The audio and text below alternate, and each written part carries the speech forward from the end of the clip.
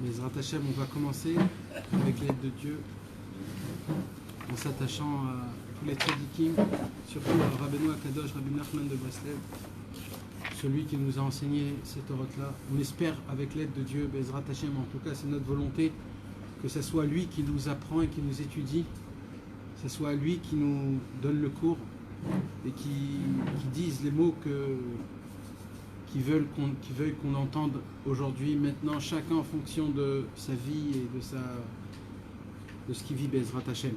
En étant tous attachés à Tzadik Rabbi Nachman. Et notre volonté, notre ratson, ce soir, c'est d'essayer de faire teshuva, d'essayer de se rapprocher de Dieu, c'est d'essayer de fermer les yeux sur ce monde pour essayer de mettre les lunettes du monde futur, d'essayer de regarder réellement comment on doit voir ce monde, comment on doit ressentir ce monde, Bezrat Hashem. Alors on est dans la Torah Vav, Seif Bet, on est au milieu du Seif Bet. Je vais un petit peu reprendre un petit peu avant de ce qu'on a étudié pour qu'on puisse être dans le Inyan, et après on va continuer là où on est arrivé, Bezrat Hashem. Au tout début, Rabbi Nachman nous apprend que la façon pour servir à Kadosh Baruch Hu, en premier de tout, c'est en jetant tout l'honneur que nous on a pour servir Hachem. Et pour ça, il faut être prêt à passer dans des endroits qui s'appellent les shfichut damim et des bizyonot. C'est quoi les shfichut damim et des bizyonot? C'est-à-dire des méprises, des hontes, ou même des fois, chas v'shalom, ça peut être aussi des insultes.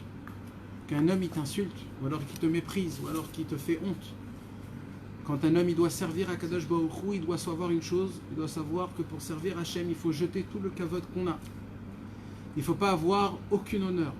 Il ne faut pas chercher ni courir, plus forte raison, courir après les honneurs ou réclamer nos honneurs. Parce que pour servir Hachem, on est obligé de se déshabiller de tout ce qu'on a été habitué, de nos habitudes, de toutes sortes d'honneurs ou de respect, ou alors de... etc. etc. Pourquoi? Parce que quand un homme il cherche ses honneurs, quand un homme il cherche le kavod, ou l'avdavka qui cherche, même qui pour lui c'est important, il va arriver dans sa vie dans des moments où il sera obligé d'enlever son kavod ou servir Hachem. Et ça va se tenir, pour lui ça va être quelque chose qui va se mettre en face de sa vie. Et là il devra choisir, est-ce que je choisis mon propre honneur, mon propre kavod, ou je choisis le kavod de Hachem? C'est pour cela que Rabbeinu il vient et dès le départ, et qu'est-ce qu'il te dit? Il te dit, sache une chose, dès le départ, dit Rabbeinu Akadosh, Kitzarir, Kol Adam, Lemaed, Bechvod Atzmo, Larbod, Bechvod Amakom, un homme il doit diminuer son kavod, son propre kavod, pour augmenter, multiplier le kavod de Hachem. Un veut dire l'autre, c'est-à-dire, tu ne peux pas donner du kavod à Hachem si toi-même tu ne diminues pas ton kavod à toi. C'est comme ça que Rabbeinu nous apprend. Maintenant, Rabbi Nachman, il nous apprend, d'après la Gemara, d'après le Zohar HaKadosh, il nous apprend que quand un homme, chas v'shalom, il cherche son propre kavod, le kavod du Olam Hazé, ce kavod qui est un kavod qui est très éphémère, il vaut pas du tout, il vaut rien. C'est quelque chose qui va, qui vient, on s'en rappelle même pas. Il dit, ce kavod là, quand un homme il cherche le kavod, il y a un problème, c'est quoi? C'est que tout le kavod de ce monde-ci, dans tous les cas, il y a toujours quelque chose de mal. Quoi? Les gens ils vont commencer à regarder. Tu as vu celui-là? Il essaye de se chercher du kavod, il veut qu'on le respecte. Tu as vu comment il m'a parlé? Tu as vu comment il a fait? Ça s'appelle le kavod melachim. C'est quoi le kavod melachim? Le kavod royal, c'est quoi un kavod d'un roi? Un roi, lui, on lui donne du kavod. Pourquoi? Parce qu'il a gagné ce kavod. C'est un roi, il a une couronne, il a un pays. Il a tout un royaume à gérer. Mais maintenant, un roi qui se conduit mal, alors qu'est-ce qui se passe? On commence à se dire, mais oh, pourquoi c'est un roi? Pourquoi il s'assoit sur le trône? Pourquoi il a une couronne? Pourquoi il a un sceptre? Il ne fait pas ce qu'il faut. Donc ce kavod-là, en fait, c'est un kavod qu'on peut le retirer. C'est un kavod qui ne tient pas. C'est un kavod qui n'est pas à toi, il n'est pas acquis à toi. Et il dit Rabbi Nachman, tous les kavods de ce monde-ci, c'est un kavod melachim. C'est un kavod que toujours, quelque part, il pourra tomber, il pourra s'enlever. Donc il dit Rabbeinu, pourquoi courir après un kavod qui est aussi... il est jugeable. Il est jugeable, c'est un kavod qui est très très fin, il est très minuscule. il n'y a presque rien. Il dit par contre, il y a une autre sorte de kavod. C'est quoi? C'est le kavod Eloki. C'est le kavod, l'honneur divin. Il dit Rabbi Nachman, c'est quoi le kavod Eloki? Il dit Rabbi Nachman, quand un homme, il est prêt à enlever totalement son kavod, il est prêt à enlever totalement toutes sortes d'honneur, de respect ou alors d'importance de soi-même pour servir Hachem, il est prêt à se déshabiller totalement, à se déshabiller totalement pour Akadosh Baruch Hu. Un homme comme ça, quand il enlève le respect minimum humain pour servir Akadosh Baruch Hu, comme on raconte sur David Ameller, comme on raconte sur tous les tzadikim qui se sont rabaissés très bas. Un homme comme ça, il y a écrit Kvod ou Zoché les Kavod Eloki. Un homme comme ça, il est méritant d'avoir un Kavod divin. C'est quoi le Kavod divin? C'est que Akadosh Baruch Hu lui dévoile à cet homme-là son propre Kavod à Hachem. Et son propre Kavod à Hachem, c'est quoi? C'est la grandeur de Dieu. Un homme qui se rabaisse, Dieu lui fait montrer sa grandeur à lui-même. Et le plus grand Kavod au monde, c'est quoi? C'est quand Hachem lui fait montrer son Kavod à lui. C'est un Kavod qui est le plus grand au monde. C'est pour ça qu'on dit à Rosh Hashanah, c'est quoi le Mizmor qu'on dit à Rosh Hashanah? On dit les David Mizmor, le Mizmor de la Parnassa. Les David Mizmor l'Adonai, Haaretz umloa tevel vioshveva, ki ou ayami mesada. Alors à la fin, qu'est-ce qu'on dit?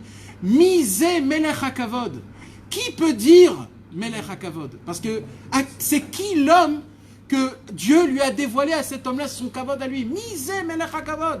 Miouze Melech. On le répète 2-3 fois. Pourquoi? Parce que comme à Rosh Hashanah, tout le Inyan, c'est de la Mlich et Akadosh Baruch Hu, c'est-à-dire de rendre la royauté à Hachem.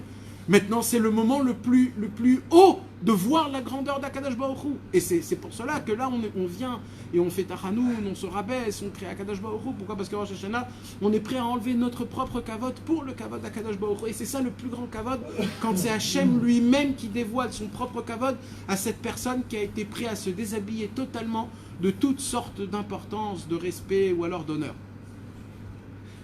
Alors c'est très beau tout ça. Mais qui est méritant de ça? C'est très facile de dire et de parler des paroles grandes comme ça. Mais quand un homme, il est dans la situation où il est vraiment dans ce inyan-là du kavod. Il est dans une situation où, chas v'shalom, on lui a, je vais appeler ça, on l'a touché par l'épine du kavod. Ça fait très mal, ça fait mal à tout le monde. À tout le monde, ça fait mal. Alors comment on fait? Alors qu'est-ce qu'on doit faire? Alors il dit Rabbi Nachman, vous voulez savoir comment on est zoré d'avoir ce kavod-là, le kavod Eloki? Il dit Rabbi Nachman, on peut avoir le kavod Eloki qu'à une seule condition. C'est quoi la seule condition? De vivre tout le temps en mode de teshuva. On l'a expliqué pendant 3 cours. Ça veut dire quoi de vivre en mode de teshuva? Donc on ne va pas répéter. Mais sur un seul pied, de vivre en mode de teshuva, c'est d'être conscient tout le temps. Est-ce que je fais du kavod à Hachem ou je ne fais pas du kavod à Hachem? Il y a une possibilité, Rabbeinu nous apprend, je ne vais pas rentrer dans ça, mais il y a une possibilité même de fauter, mais sans enlever du kavod de Hachem. Même ça, Rabbeinu nous apprend. Rabbeinu, il nous apprend même de fauter, mais sans enlever le kavod de Hachem. Comment? Quand un homme tout de suite il demande pardon, quand un homme tout de suite il se dit cette faute en fait elle est faite pour me ramener encore plus haut, parce qu'on ne peut pas avancer si on ne descend pas, et ainsi de suite. Quand un homme il vit de cette façon qu'il est tout le temps conscient, qu'il peut donner du kavod à Hachem, qu'il peut, dans tous les cas, parce que Rabbi Nachman il dit je ne vais pas faire la même chose que les autres tzadikim ils ont fait. Les autres tzadikim ils ont fait quoi? Ils ont dit quand tu fais des mitzvot, tu donnes du kavod à Hachem. Quand tu fais une avera, tu manques du kavod à Hachem. Rabbeinu il dit Nacha, c'est vrai. Mais moi j'ai découvert quelque chose de plus haut, quoi. Il y a une possibilité de faire les mitzvot et de ne pas donner du kavod à Hachem. Il y a une possibilité de fauter et de donner du kavod à Hachem. Alors il dit Rabbeinu, moi je préfère que vous faisiez des mitzvot en donnant le kavod à Hachem et des averot en donnant le kavod à Hachem. Ah, c'est un grand chidouche ça, Rabbeinu. Oui, c'est un grand chidouche. Alors comment on fait? Alors pour ça il y a la Torah Vav. Alors on a expliqué le kavod, comment on est zoré du kavod Eloki grâce à la teshuva, comme ça Rabbeinu nous apprend. C'est quoi la teshuva? Quelle sorte de teshuva? Parce que la teshuva c'est un grand mot. Ça voudrait dire quoi la teshuva? De toujours faire khatati aviti bajati, de toujours... Alors il dit Rabbi Nachman, il y a le summum de la teshuva. C'est quoi le summum de la Teshuvah? Alors déjà, on va l'étudier aujourd'hui, Bezrat Hashem. Juste, je vous dis ce qu'on a étudié jusqu'à maintenant. Le summum de la Teshuvah, c'est de se taire dans sa bouche et dans son cœur quand on te fait une honte. Et ça, c'est pour tout type de personnes, dans ton travail, ton boss, ta femme, tes enfants, et on a dit encore plus loin, c'est quoi? Même si c'est toi-même qui te fais honte. Comment tu te fais honte toi-même? Quand une fois tu t'es réveillé tard le matin à Shacharit, tu t'es réveillé, il est 10h30, le temps que tu t'es allé là à droite, à gauche, il est 11h, et tu te dis, oh là là, 11h, je fais Shacharit. Quand tu dis ça 11h Shacharit, quand tu te dis ça, il dit Rabbi Nachman, tu peux le dire sans penser à Hachem, sans donner du kavod à Hachem, mais comment tu fais cette prière en donnant du kavod à Hachem? Parce que là, tu ne peux pas donner du kavod à Hachem. Alors il dit Rabbi Nachman, quand tu penses que cette pensée, en fait, c'est une honte que du ciel on t'envoie, et c'est toi-même qui te fais une honte. Alors il dit Rabbi Nachman, quand on te fait honte, il faut se taire. Il faut se taire dans sa bouche, idom, veishtok. Il doit se taire dans son cœur, et il doit se taire dans sa bouche. Pourquoi? On va l'apprendre aujourd'hui, Bezrat Hashem. L'essentiel de tout, mes amis, toute notre vie tourne autour de ça. Croyez-le moi, même que si vous entendez ces paroles et que vous vous dites ouais, ça n'arrive pas tout souvent, ou alors c'est quelque chose que j'ai pas tellement trop entendu, donc ça doit pas être très important. Il faut que vous compreniez quelque chose, mes amis. Toute notre vie tourne autour de ce point. On est rempli de Ga'ava, sans qu'on le sache. La majorité des choses qu'on n'arrive pas à le faire, c'est à cause de notre Ga'ava, à cause de notre orgueil. On ne prie pas comme un vrai homme parce qu'on a de l'orgueil, parce qu'on a honte. On ne fait pas des choses parce qu'on a de l'orgueil, parce qu'on a honte. Et ainsi de suite, et ainsi de suite. Chaque chose qu'on veut essayer, on a de l'orgueil. Cet orgueil ne nous laisse pas avancer. Cet orgueil, c'est le kavod qu'on cherche chez les autres, chez les amis, chez notre femme, chez le beau-père, chez notre père, chez les frères, chez les travailleurs. On est malheureusement dépendant du monde. On attend le regard du monde. On attend que le monde nous apprécie. C'est bien d'un côté, mais il ne faut pas être dépendant de ça. On doit être notre propre capitaine de soi-même. On doit être le général de moi-même. Je dois être un général sur moi-même en me disant ce que je dois faire, je le fais, ce que je ne dois pas faire, je le fais. Et de la façon de comment je dois le faire, ça aussi, ça dépend. Parce que là, je ne parle pas de qu'est-ce qu'il faut faire ou qu'est-ce qu'il ne faut pas faire. Tout le monde aujourd'hui prie Shacharit, Mincha ou Arvit. Je ne parle pas de quelqu'un qui ne prie pas. Je parle de quelqu'un qui prie Shacharit, Mincha, Arvit, mais qu'il faut qu'il prie comme un vrai juif. Comme on parle vraiment à un roi. Comme c'est écrit dans le Shulchan Aruch, avec crainte, avec peur, avec amour, avec respect, avec dignité, avec de la hatzilut, de la noblesse, de parler, de savoir se tenir comme il faut, d'être habillé comme il faut, de dire les mots comme il faut, de regarder le sidour, de comprendre ce qu'on dit. Malheureusement, on n'est pas arrivé à ce stade-là. Chaque jour qu'on n'arrive pas à ce stade-là, on a un problème.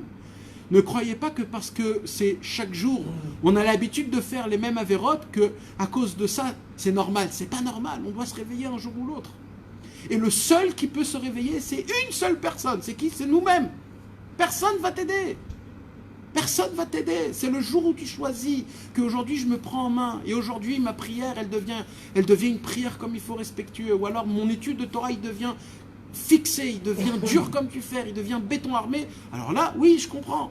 Alors là, la personne, elle peut changer. Mais ne croyez pas que c'est quelqu'un qui va vous entraîner ou quelqu'un qui va vous pousser. Il ne faut pas attendre. Il faut se prendre en main et il faut avancer. Comment on fait ça? Avec la conscience. On prend conscience, on étudie, on prie à Hachem, on essaye de découvrir Akadosh Baruch Hu, d'essayer de donner du kavod à Akadosh Baruch Hu. Ça veut dire quoi, Chas v'Shalom, de prendre du kavod de Hachem? Pour vous expliquer ce que Rabbi Nachman il nous a appris. Rabbi Nachman nous a appris que dans les mitzvot et dans les averot, il faut donner le kavod à Hachem. C'est-à-dire quoi donner le kavod à Hachem? De le faire pour le kavod de Dieu. Quand un homme il fait une mitzvah, il ne doit pas faire la mitzvah comme parce qu'il est habitué tous les matins de mettre les téphilines. Alors il les met sans rien penser. Chaque matin, ça doit être le premier matin comme il n'y a jamais eu aucun matin. Il n'y a jamais eu aucun matin de toute ma vie. Ce matin-là, c'est un matin qu'il n'y aura pas dans le futur et qu'il n'y en a jamais eu avant.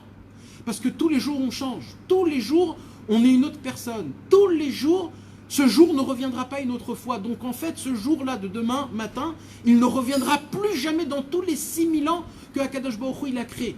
Demain matin, ça sera le premier jour du monde en entier qui sera de cette date-là. Vous savez, mes amis, le monde, il est fait de 6000 ans. Dans 6000 ans, pourquoi il y a 6000 ans?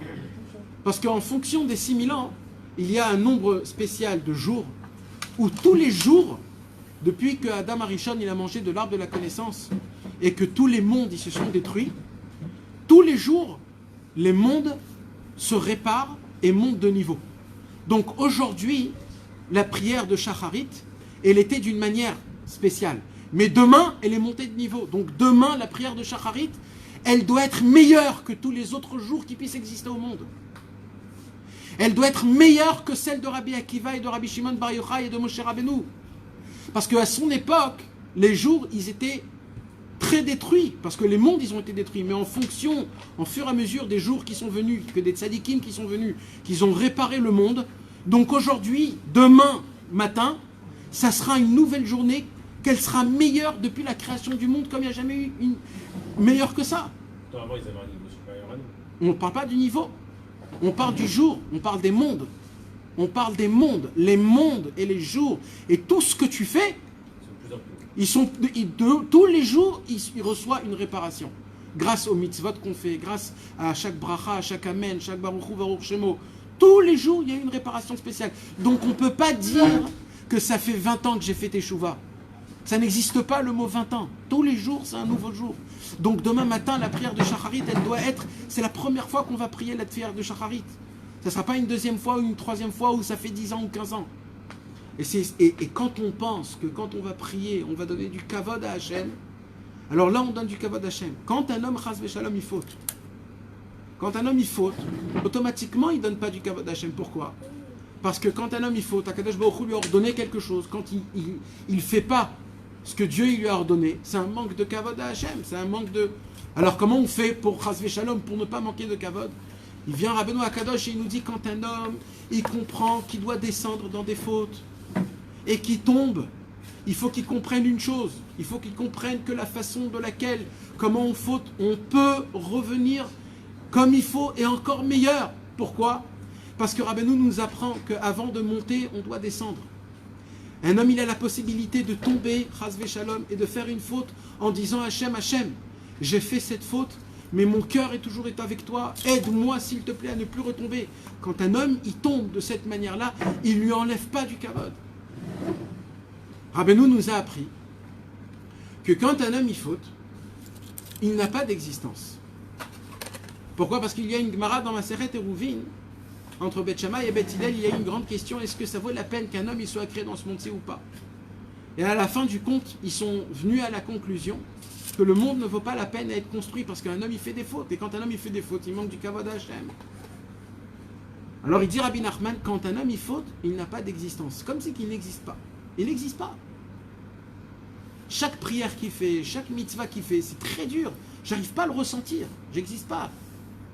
Alors il dit Rabbi Nachman, alors comment on fait alors si j'existe pas? Alors Rabbi Nachman il vient et il dit que chez Bal et Taeret Atzmo, quand un homme il a la première pensée de peut-être je vais faire teshuva, peut-être je vais essayer de m'améliorer un tout petit peu. Il dit Rabbeinu, à ce moment-là même, à cette millième de seconde, il se passe quelque chose de exceptionnel. Exceptionnel. Quoi? Rabbeinu, il appelle ça la création du monde. Le monde se crée de nouveau. Mais pas le monde, moi. Il dit Rabbi Nachman, chaque faute, ça m'éteint.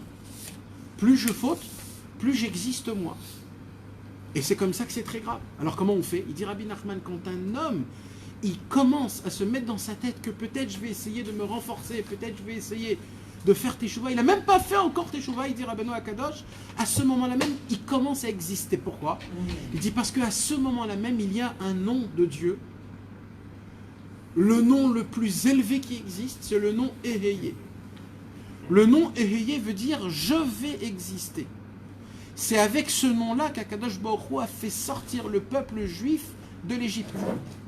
Il dit Rabbi Nachman de Breslev, de la même façon que quand les bénis Israël ils étaient en Égypte et qu'ils avaient fauté totalement jusqu'à qu'ils ressemblaient à des Égyptiens et qu'ils n'avaient aucune existence, quand Moshe Rabbeinu est venu en Égypte et qu'il leur a fait faire montrer Dieu, les Béné Israël n'ont pas fait encore Teshuvah. Ils ont juste eu une pensée de Teshuvah. Et à ce moment où ils ont eu cette pensée de Teshuvah, le nom de Eheye a apparu pour la première fois dans la Torah, dans la parasha de Vaera. Vaera el Adonai, el Avraham, el Yitzhak, el Yaakov, el Shaddai nira elechem. Et là, il lui dit Eheye Asher Eheye. C'est-à-dire quoi Eheye Asher Eheye? Akadosh Baruch Hu, il dit à Moshe Rabbeinu, le peuple juif, pour l'instant, il n'existe pas, parce qu'il a fauté. Mais fais-leur rentrer l'envie de faire Teshuvah. Moi, je vais leur éclaircir mon nom de Eheye. Et quand je vais leur éclaircir mon nom de Eheye, ils vont avoir une existence. Et quand ils vont avoir cette existence, là, ils pourront faire Teshuvah. Des fois, nous, on a des mauvaises choses. On est habitué à faire, par exemple, une avéra habituelle, Chazve Shalom. Et on essaye, on a beau essayer d'arrêter, on n'arrive pas. On fait tout, on essaye tout, on entend des cours, on essaye comme ça, on n'arrive pas. Des fois c'est une avéra, des fois c'est 2, des fois c'est 10. Et on retombe, et on se dit, mais attends, mais jamais je vais arrêter, jamais je vais changer. Mais quoi, je suis pas un homme? On me dit d'arrêter, je n'arrête pas, mais quoi? Combien il faut être un homme aussi imbécile? Pourquoi j'arrive pas? Il dit Rabbi Nachman, mais t'as pas compris que tu pourras pas changer parce que tu n'existes même pas. Il dit Rabbi Nachman, d'abord existe. Quand tu existes, tu pourras changer. Il dit Rabbi Nachman, ça veut dire quoi exister? Il dit Rabbi Nachman, d'abord sache d'être en période de mode de Teshuvah. Demande à Hachem qui t'éclaircit le nom de Eheye, de pouvoir exister, de vouloir faire Teshuvah. Il dit Rabbi Nachman, au moment où un homme, il décide de vouloir faire Teshuvah, la première chose qu'on lui dit, Amten. Arrête, attends, patience. Alors, qu'est-ce qui se passe, il dit Rabbi Nachman? Au début, quand un homme il fait Teshuvah, il y a un feu dans mon cœur qui s'allume. Et ce feu, c'est pas un petit feu. C'est un feu qui t'enflamme. Et tu as envie tout de suite de tout faire. Il dit Rabbi Nachman, mais le problème, c'est que dans le ciel, qu'est-ce qu'on lui dit? On lui dit Amten, arrête, ne fais rien. Mais toi, tu veux tout faire. Et dans le ciel, on te dit arrête. Alors, ça, on peut pas, on comprend pas. Alors, toi, tu veux tout faire. Mais comme tu veux tout faire, alors tu vas essayer de tout faire. Et tout ce que tu vas faire, ça va se dégringoler. Ça va tenir une journée, 2 journées. Et boum, pam, t'en reçois partout, t'en reçois des coups. Et là, tu dis, non, je suis retombé. Allez, encore une fois. Et là, Rabbi lui dit, mais encore une fois, je te répète, je vous ai dit. Quand un homme, il veut faire Teshuvah, il y a un seul conseil qu'il faut savoir. Le seul conseil du monde en entier, c'est Amten. Amten, ça veut dire patience. Pourquoi? On va l'étudier aussi aujourd'hui. Pourquoi? Mais il faut savoir maintenant, ça veut dire quoi, Amten? Alors quoi, Jamit Barar, j'ai envie de faire Teshuvah. Pourquoi tu mets un frein? J'ai envie de faire des bonnes choses, j'ai envie de changer, j'ai envie de faire Shabbat, j'ai envie de mettre les téphilines tous les jours, j'ai envie d'étudier le Shulchan Aruch tous les jours, j'ai envie de faire Tikkun HaKlali tous les jours, j'ai envie de... Quand tu veux faire Teshuvah après 20 ans, tu veux faire Teshuvah un peu plus... Ouais. Là, il y a aussi Vadaï, dans tout c'est comme ça. Mais je vais écoutez-moi bien. Parce qu'on non, non, on va parler de ça aussi. Razak, encore 10 ans. T'as raison. On va parler de ça aussi. Le problème, c'est quoi? Ça veut dire quoi, Amten? Amten, c'est les mêmes lettres que Matana. C'est un cadeau, en fait. De savoir attendre, c'est le cadeau le plus grand au monde qui puisse exister. Vous voulez savoir pourquoi? Je vous l'ai déjà dit plusieurs fois, mais je vais vous le répéter. Sachez une chose, mes amis. D'où vient le kiff? D'où vient ce qu'on dit apprécier? Comment on dit le verbe? Le plaisir. Ça vient de Hachem. Non. Tout vient d'Hachem. Mais non. D'où vient, comment se créer, d'apprécier quelque chose? La satisfaction. Vous savez, mes amis, il y a par exemple un enfant qui est né, où c'est là, le pays des Arabes qui est très riche? Dubaï. Un homme qui est né à Dubaï. Il est né avec, déjà quand il est né dans une Ferrari. Et déjà quand il est né à peine, il est déjà dans une Ferrari. Et chaque année, on lui donne une nouvelle voiture et ainsi de suite, et ainsi de suite. Un homme comme ça, quand il roule dans sa Ferrari,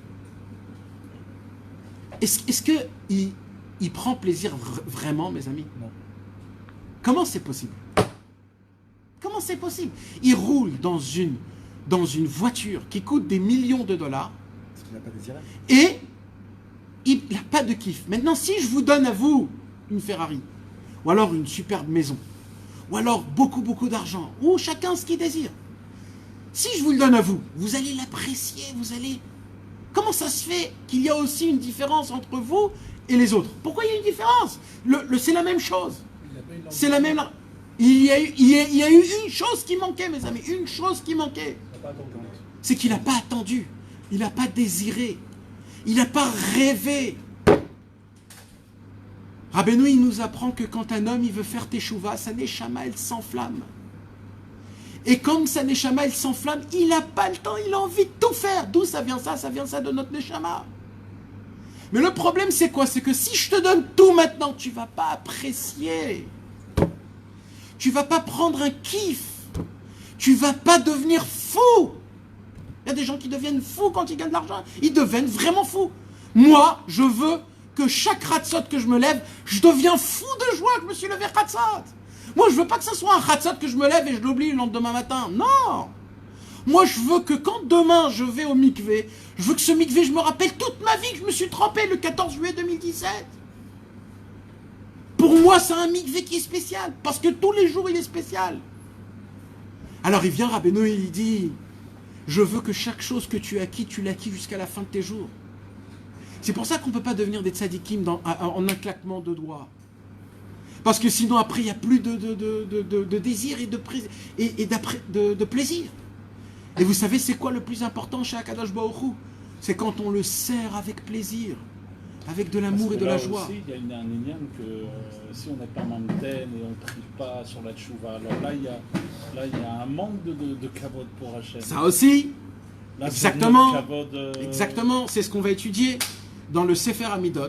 À la fin, mamage du Sefer Amidot, il y a un Sefer Amidot exceptionnel. Un Sefer Amidot, c'est le plus long Sefer Amidot qu'il y a dans le Sefer Amidot. C'est quoi? Dans la lettre Teshuvah.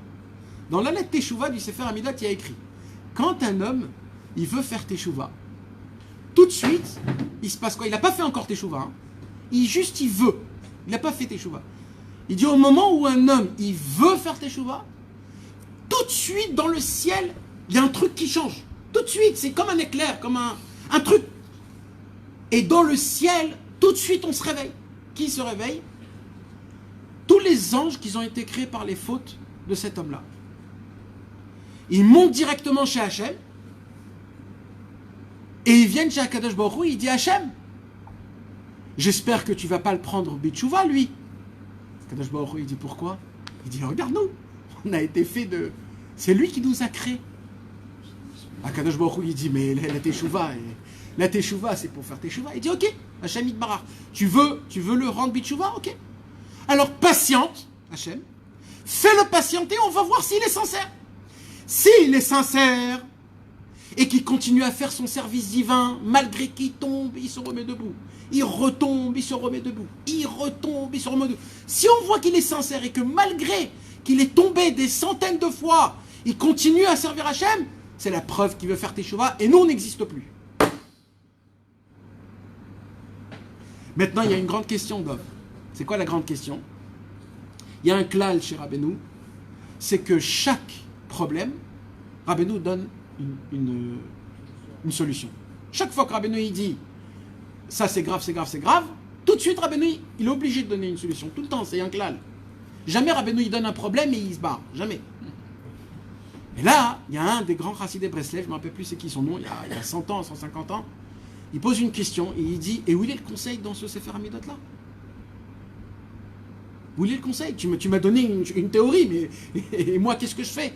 Parce que de tomber, de se remettre debout, de retomber, parce que le Yetzer Hara, il ne va pas me laisser tranquille. Quand je veux faire Teshuvah et je veux me rapprocher d'Hachem, le Yetzer Hara, il ne va pas me faire tomber dans les avérotes normales. Il va me faire tomber dans des avérotes encore plus graves.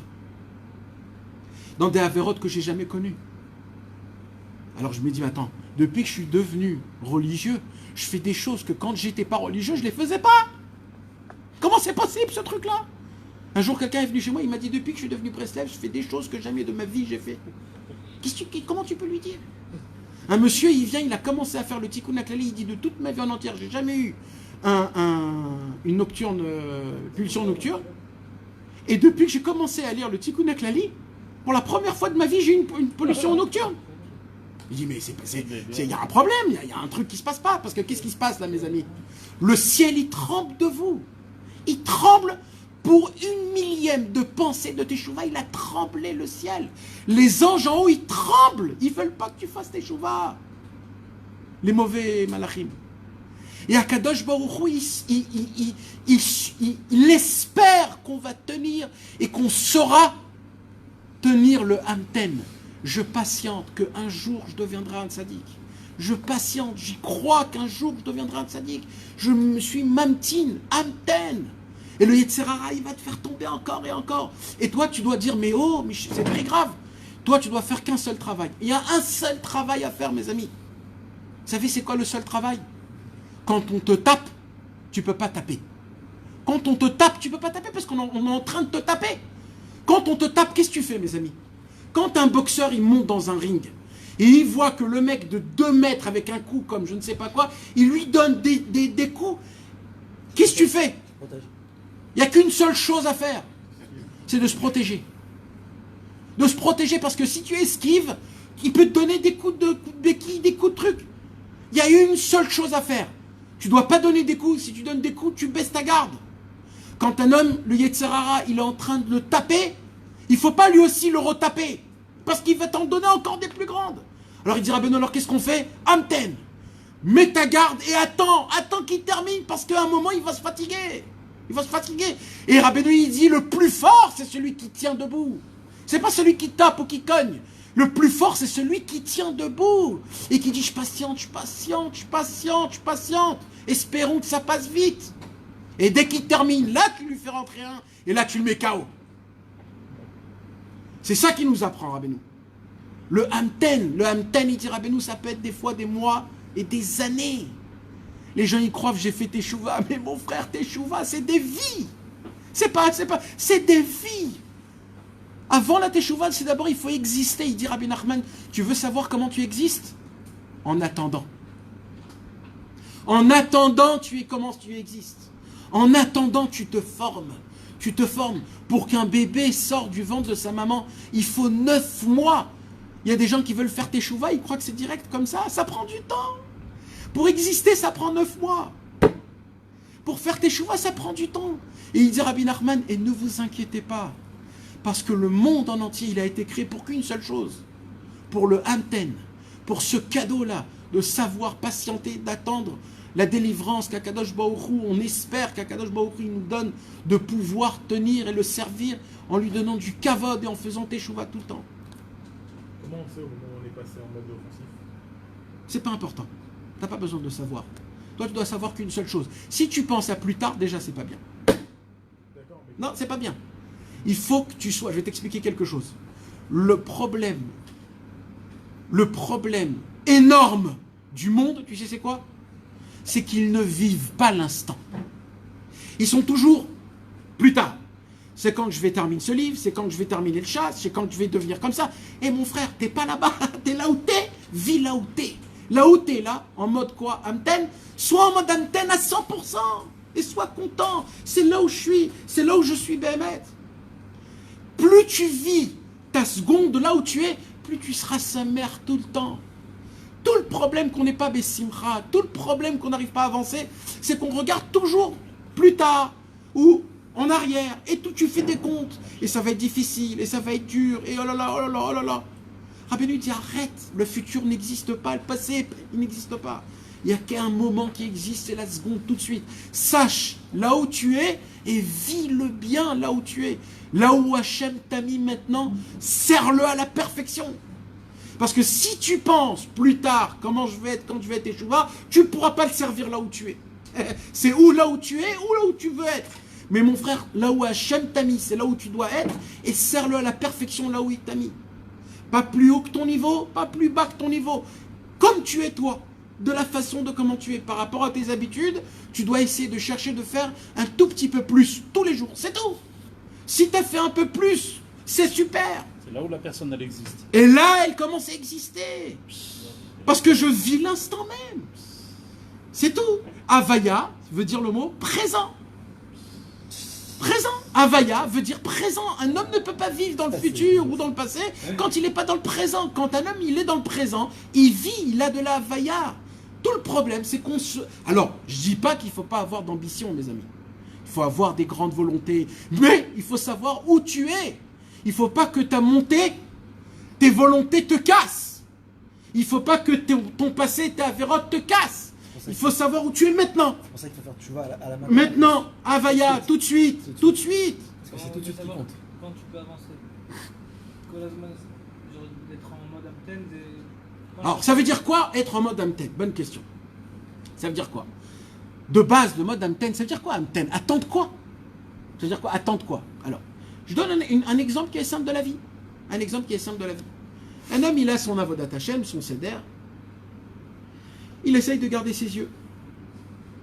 Il a appris que c'est très grave de Chas v'Shalom de salir les yeux. Il se dit, bon, aujourd'hui, je vais être makpid de garder mes yeux. Il sort dehors, il garde ses yeux. Après 1 heure qu'il est dehors, il commence à voir un petit truc. Et après un autre truc. Et après un autre truc. Et voilà. Et les essuie-glaces. Il regarde à droite, à gauche, à droite, à gauche. Et d'un coup, il se dit, oh là là, aujourd'hui, j'ai pris sur moi de garder mes yeux. Comment je me suis oublié? Comment je me suis oublié? Tof, l'honora. Demain, je reprends dès le début. Il reprend dès le début. Et la même chose. Mais cette fois-ci, il va voir quelque chose de très grave. Que ça fait des années qu'il n'a pas vu. Et là, il se dit, oh là là là là. Je suis foutu, allez, laisse tomber. Laisse tomber. Là, je viens et je dis, Amten. Ça veut dire quoi, Amten? C'est pas grave, fiston. Pourquoi c'est pas grave? Parce qu'en fait, dans le ciel, on veut voir. Est-ce que tu sais patienter? Parce que de pouvoir garder ses yeux, ça va prendre du temps. Est-ce que tu peux patienter ce temps? Ou tu veux tout de suite, tout maintenant? C'est juste ça, Amten. Maintenant, jusqu'à quand?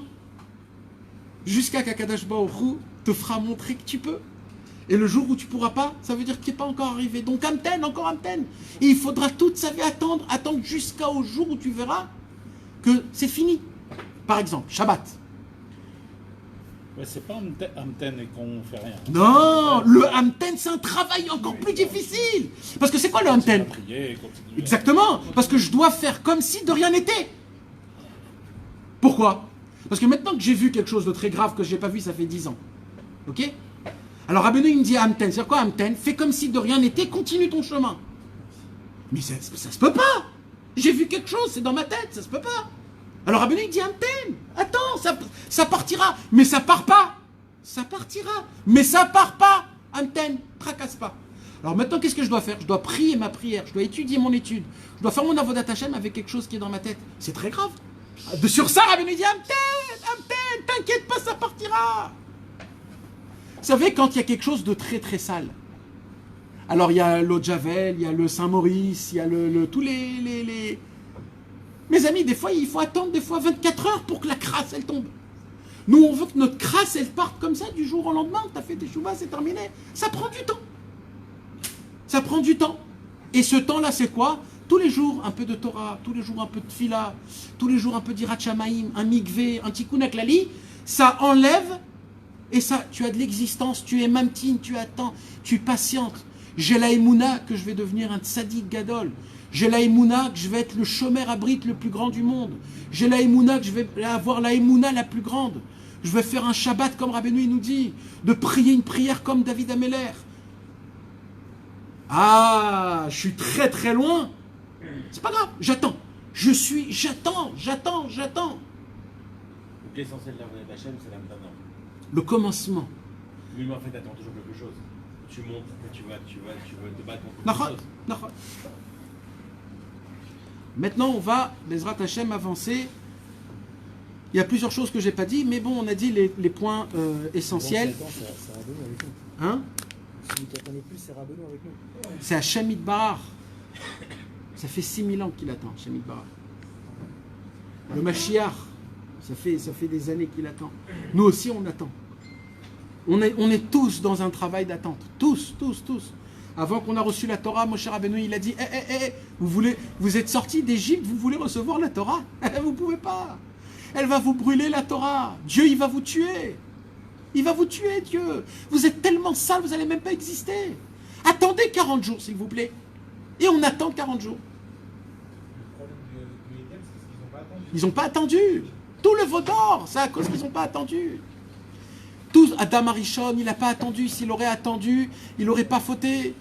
Yaakov Avinu, il n'a pas voulu attendre. Il a voulu dire le Mashiach et on lui a enlevé cette asaga. Tout le problème, mes amis, c'est le problème d'attente. Rabbeinu, il vient et il dit, ça veut dire quoi attendre? Ça veut dire que ça fait 20 ans que je fais Hitbo des doutes. Je demande à Hachem d'être un tzaddik. Je demande à Hachem, tu sais quoi, même pas d'être un tzaddik, d'appliquer le Shulchan Aruch Bepshitout.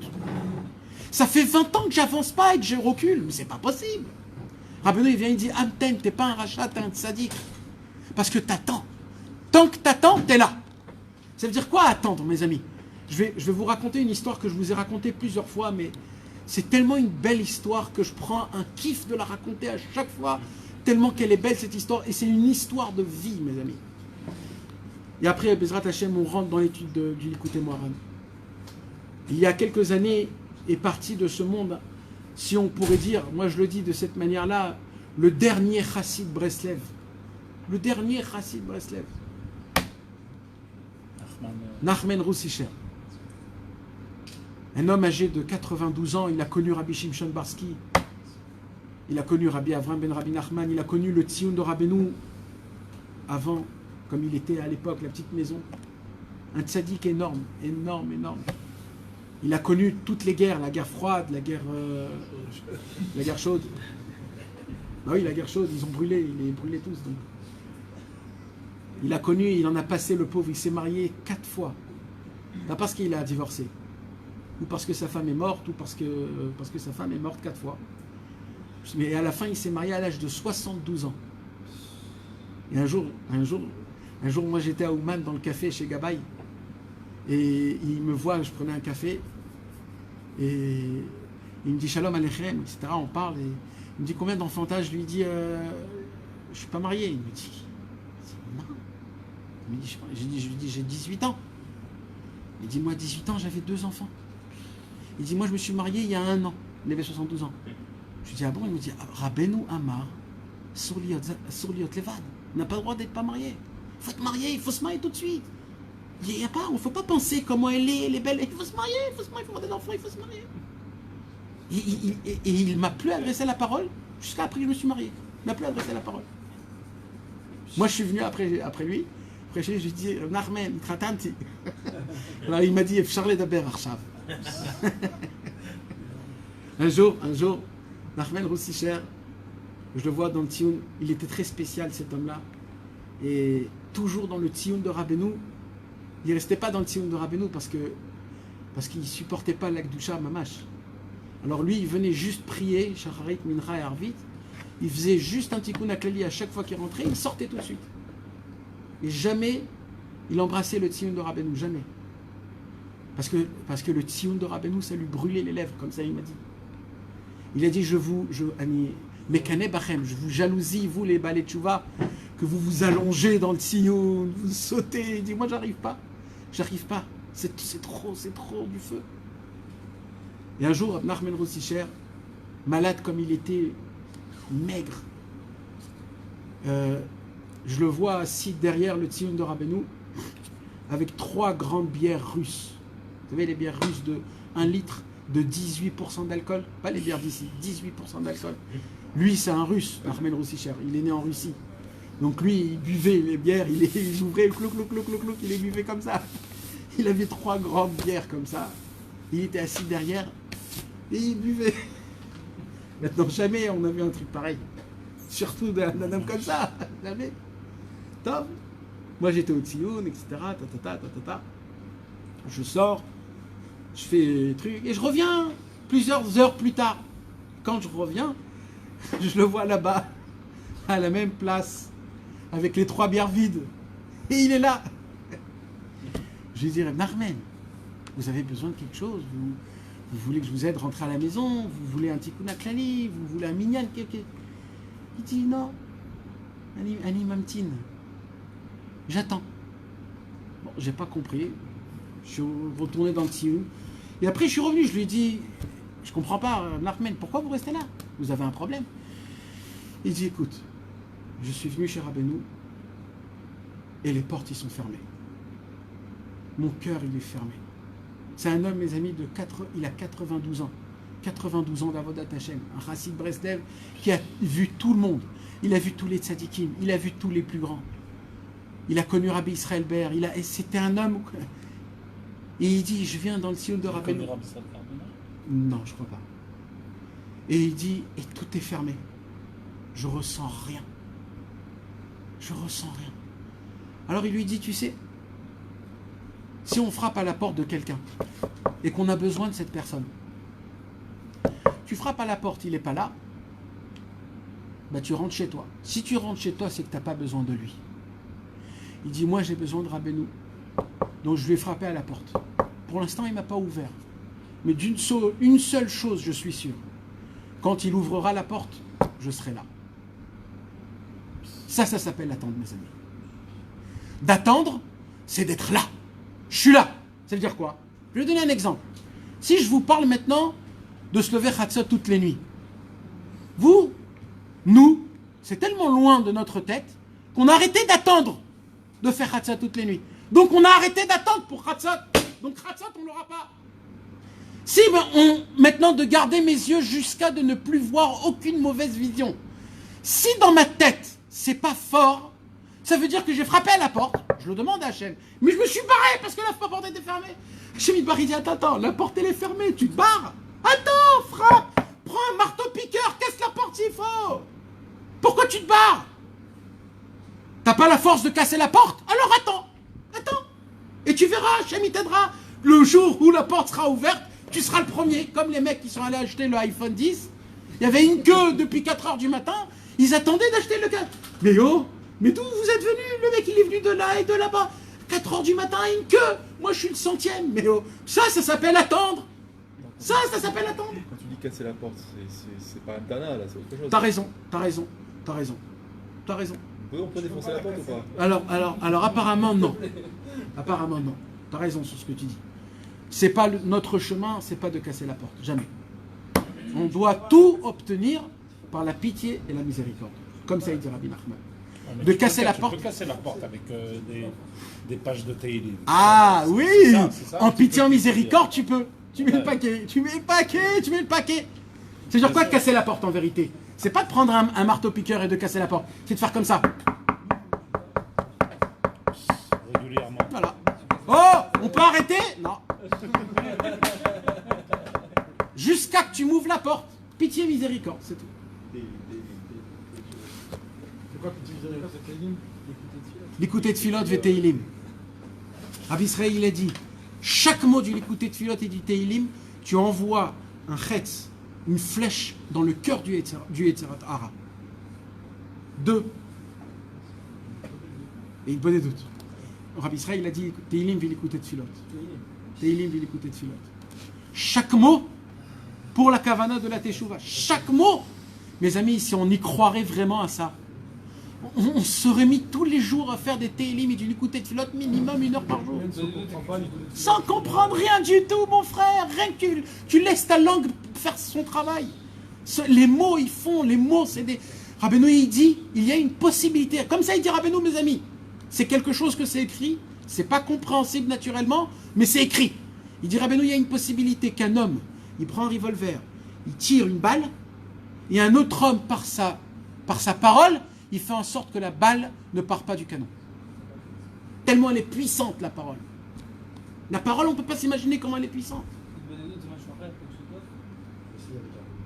C'est un autre ignan.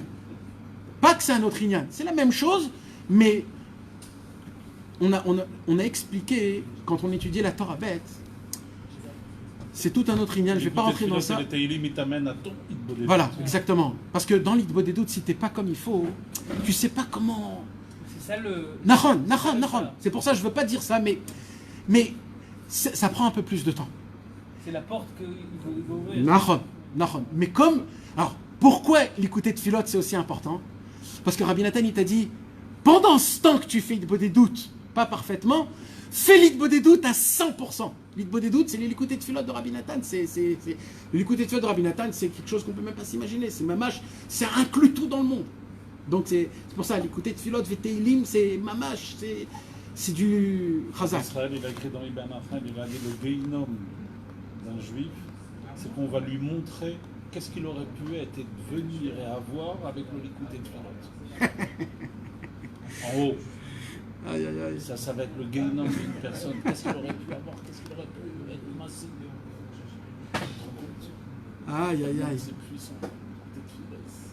Top.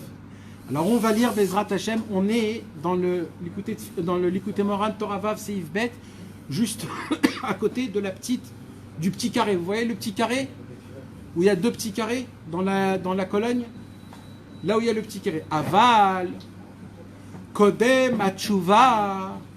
Il nous apprend Rabbi Nachman, un homme avant qui fasse Teshuva, Azai Bechinat Eye. Be'astarat panim mimenu.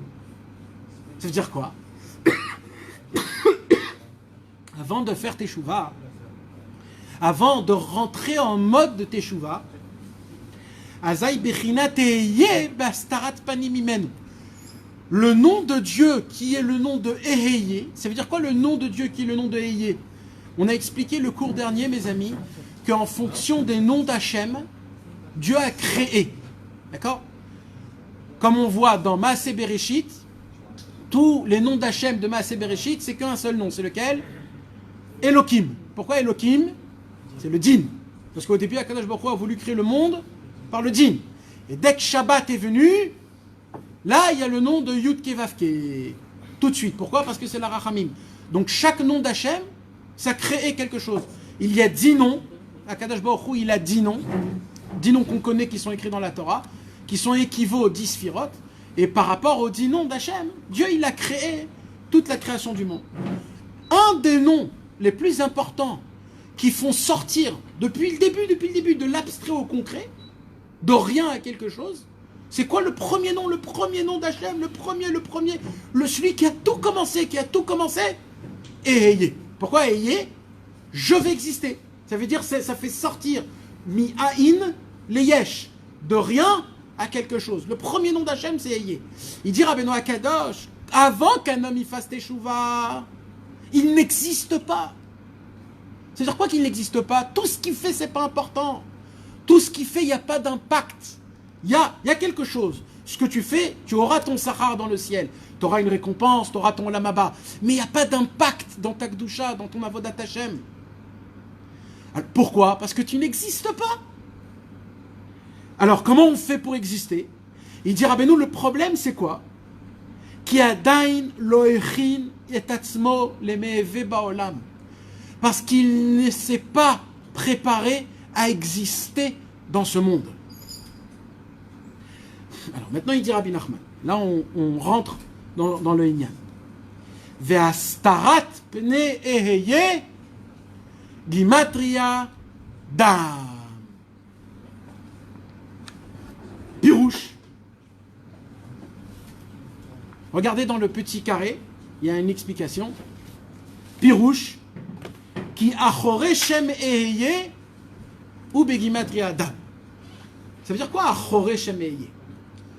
Vous savez, mes amis, dans Betzelem Elohim asa et Adam, à l'image de Dieu, Hachem a fait l'homme. Alors, ça veut dire quoi? Ça ne veut pas dire que Hachem il a un nez, des yeux, c'est pas ça que ça veut dire. C'est que comme dans un être humain, il y a deux yeux qui sont là, et un nez, et une bouche, etc., dans les mondes surélevés, ça se passe la même chose.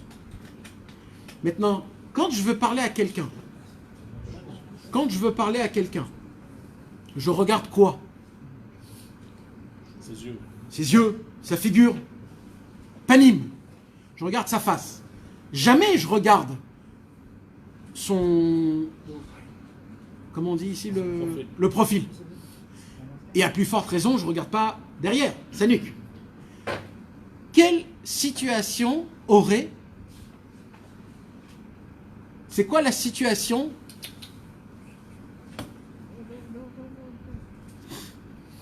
c'est quoi la situation quand un homme, il s'adresse au dos de quelqu'un?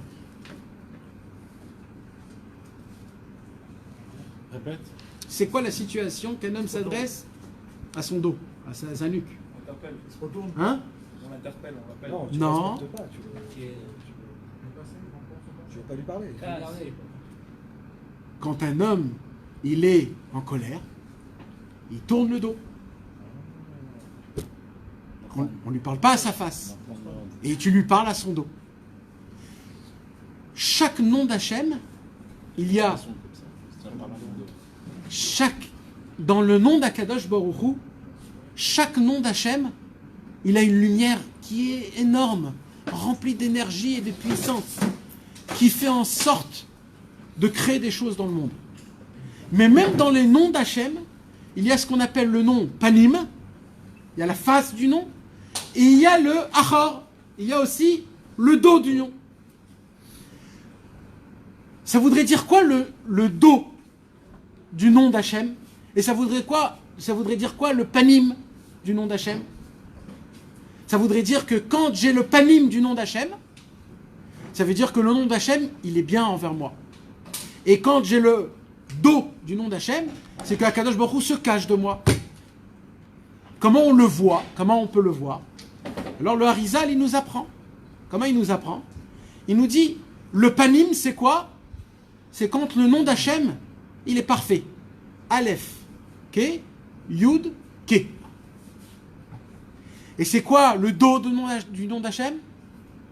C'est quand c'est Aleph, Aleph, Ke, Aleph, Ke, Yud, Aleph, Ke, Yud, Ke.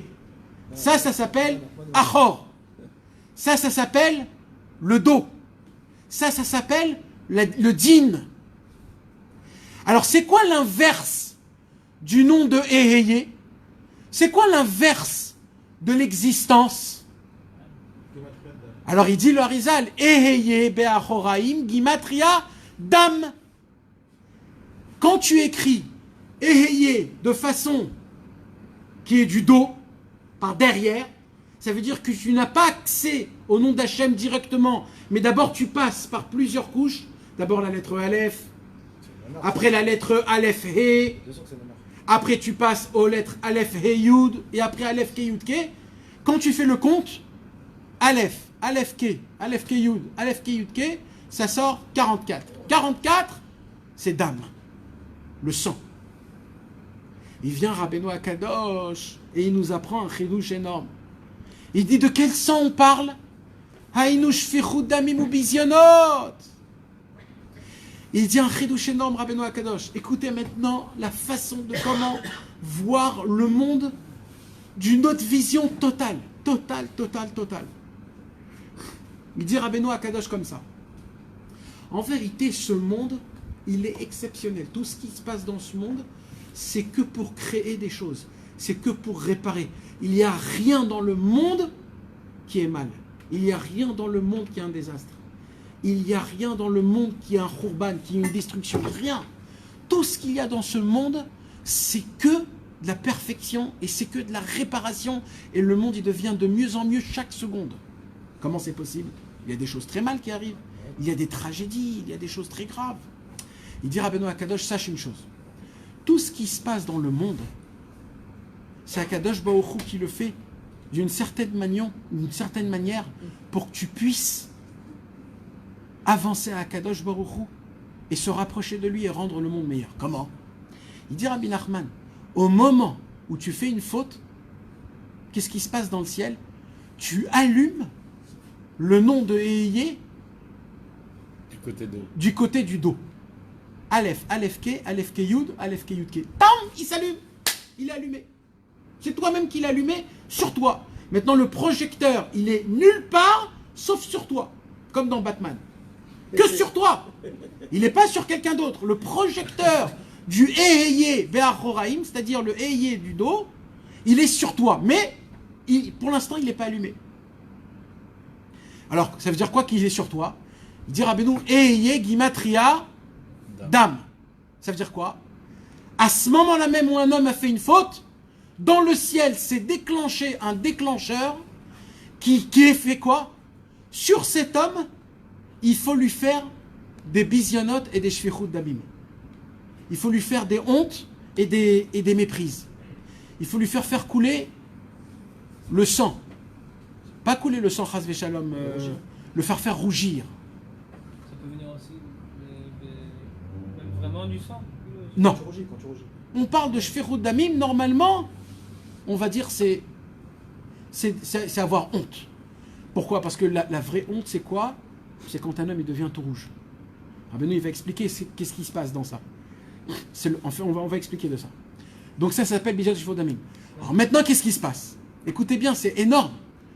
Toutes les hontes que tu as, toutes les rougeurs, comment tu as dit de rougir? Toutes les, comment on peut dire? Tous les rougissements qu'on va te faire, ou les méprises qu'on va te faire, il dit Rabbi Nachman, c'est un chidouche énorme, dans le Me'anachal, il dit c'est quoi? C'est pas le mec. C'est ni ta femme, ni tes enfants, ni toi-même, c'est personne. Alors c'est quoi? C'est la Rahmanout d'Hachem. Que maintenant que tu as fait une faute, on t'a déclenché des hontes.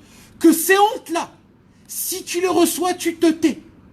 Grâce à ça, tu sautes sur ce trampoline et tu montes de niveau et tu te rapproches de Dieu.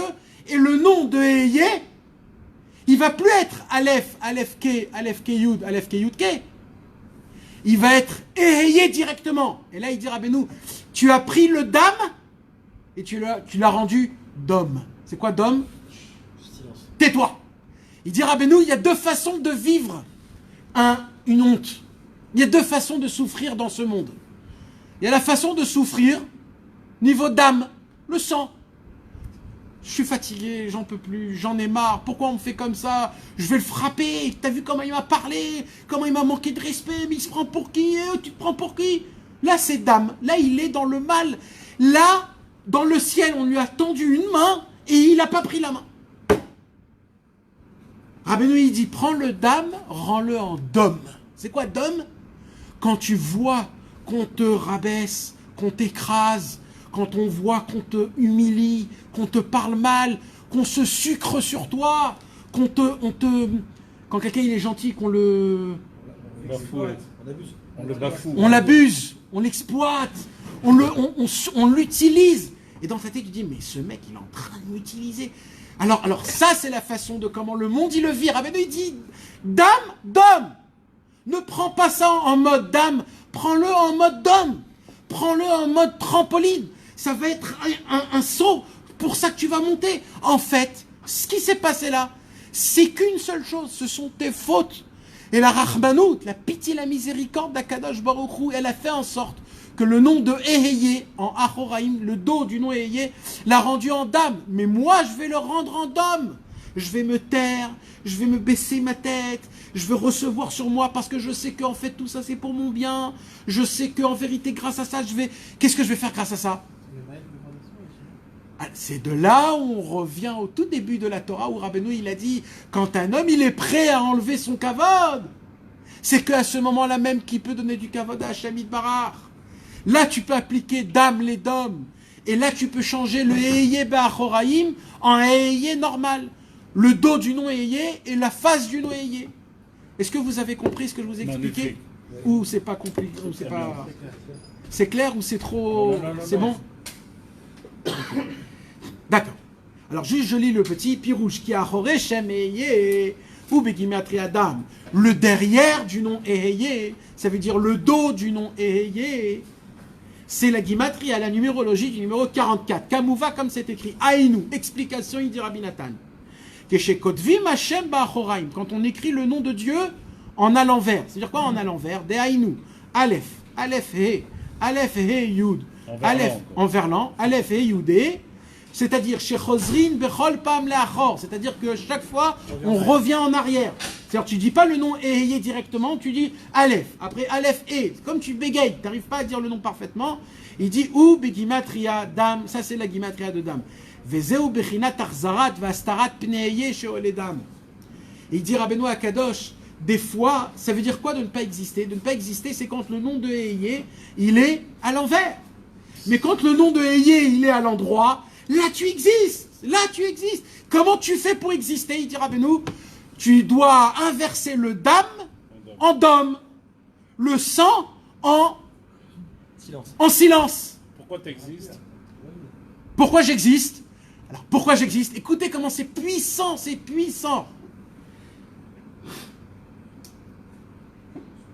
Le Hari Akadosh, dans l'Etzraïm, à la fin du Etzraïm, Charnoun, il dit un chidouche exceptionnel. On va faire exprès.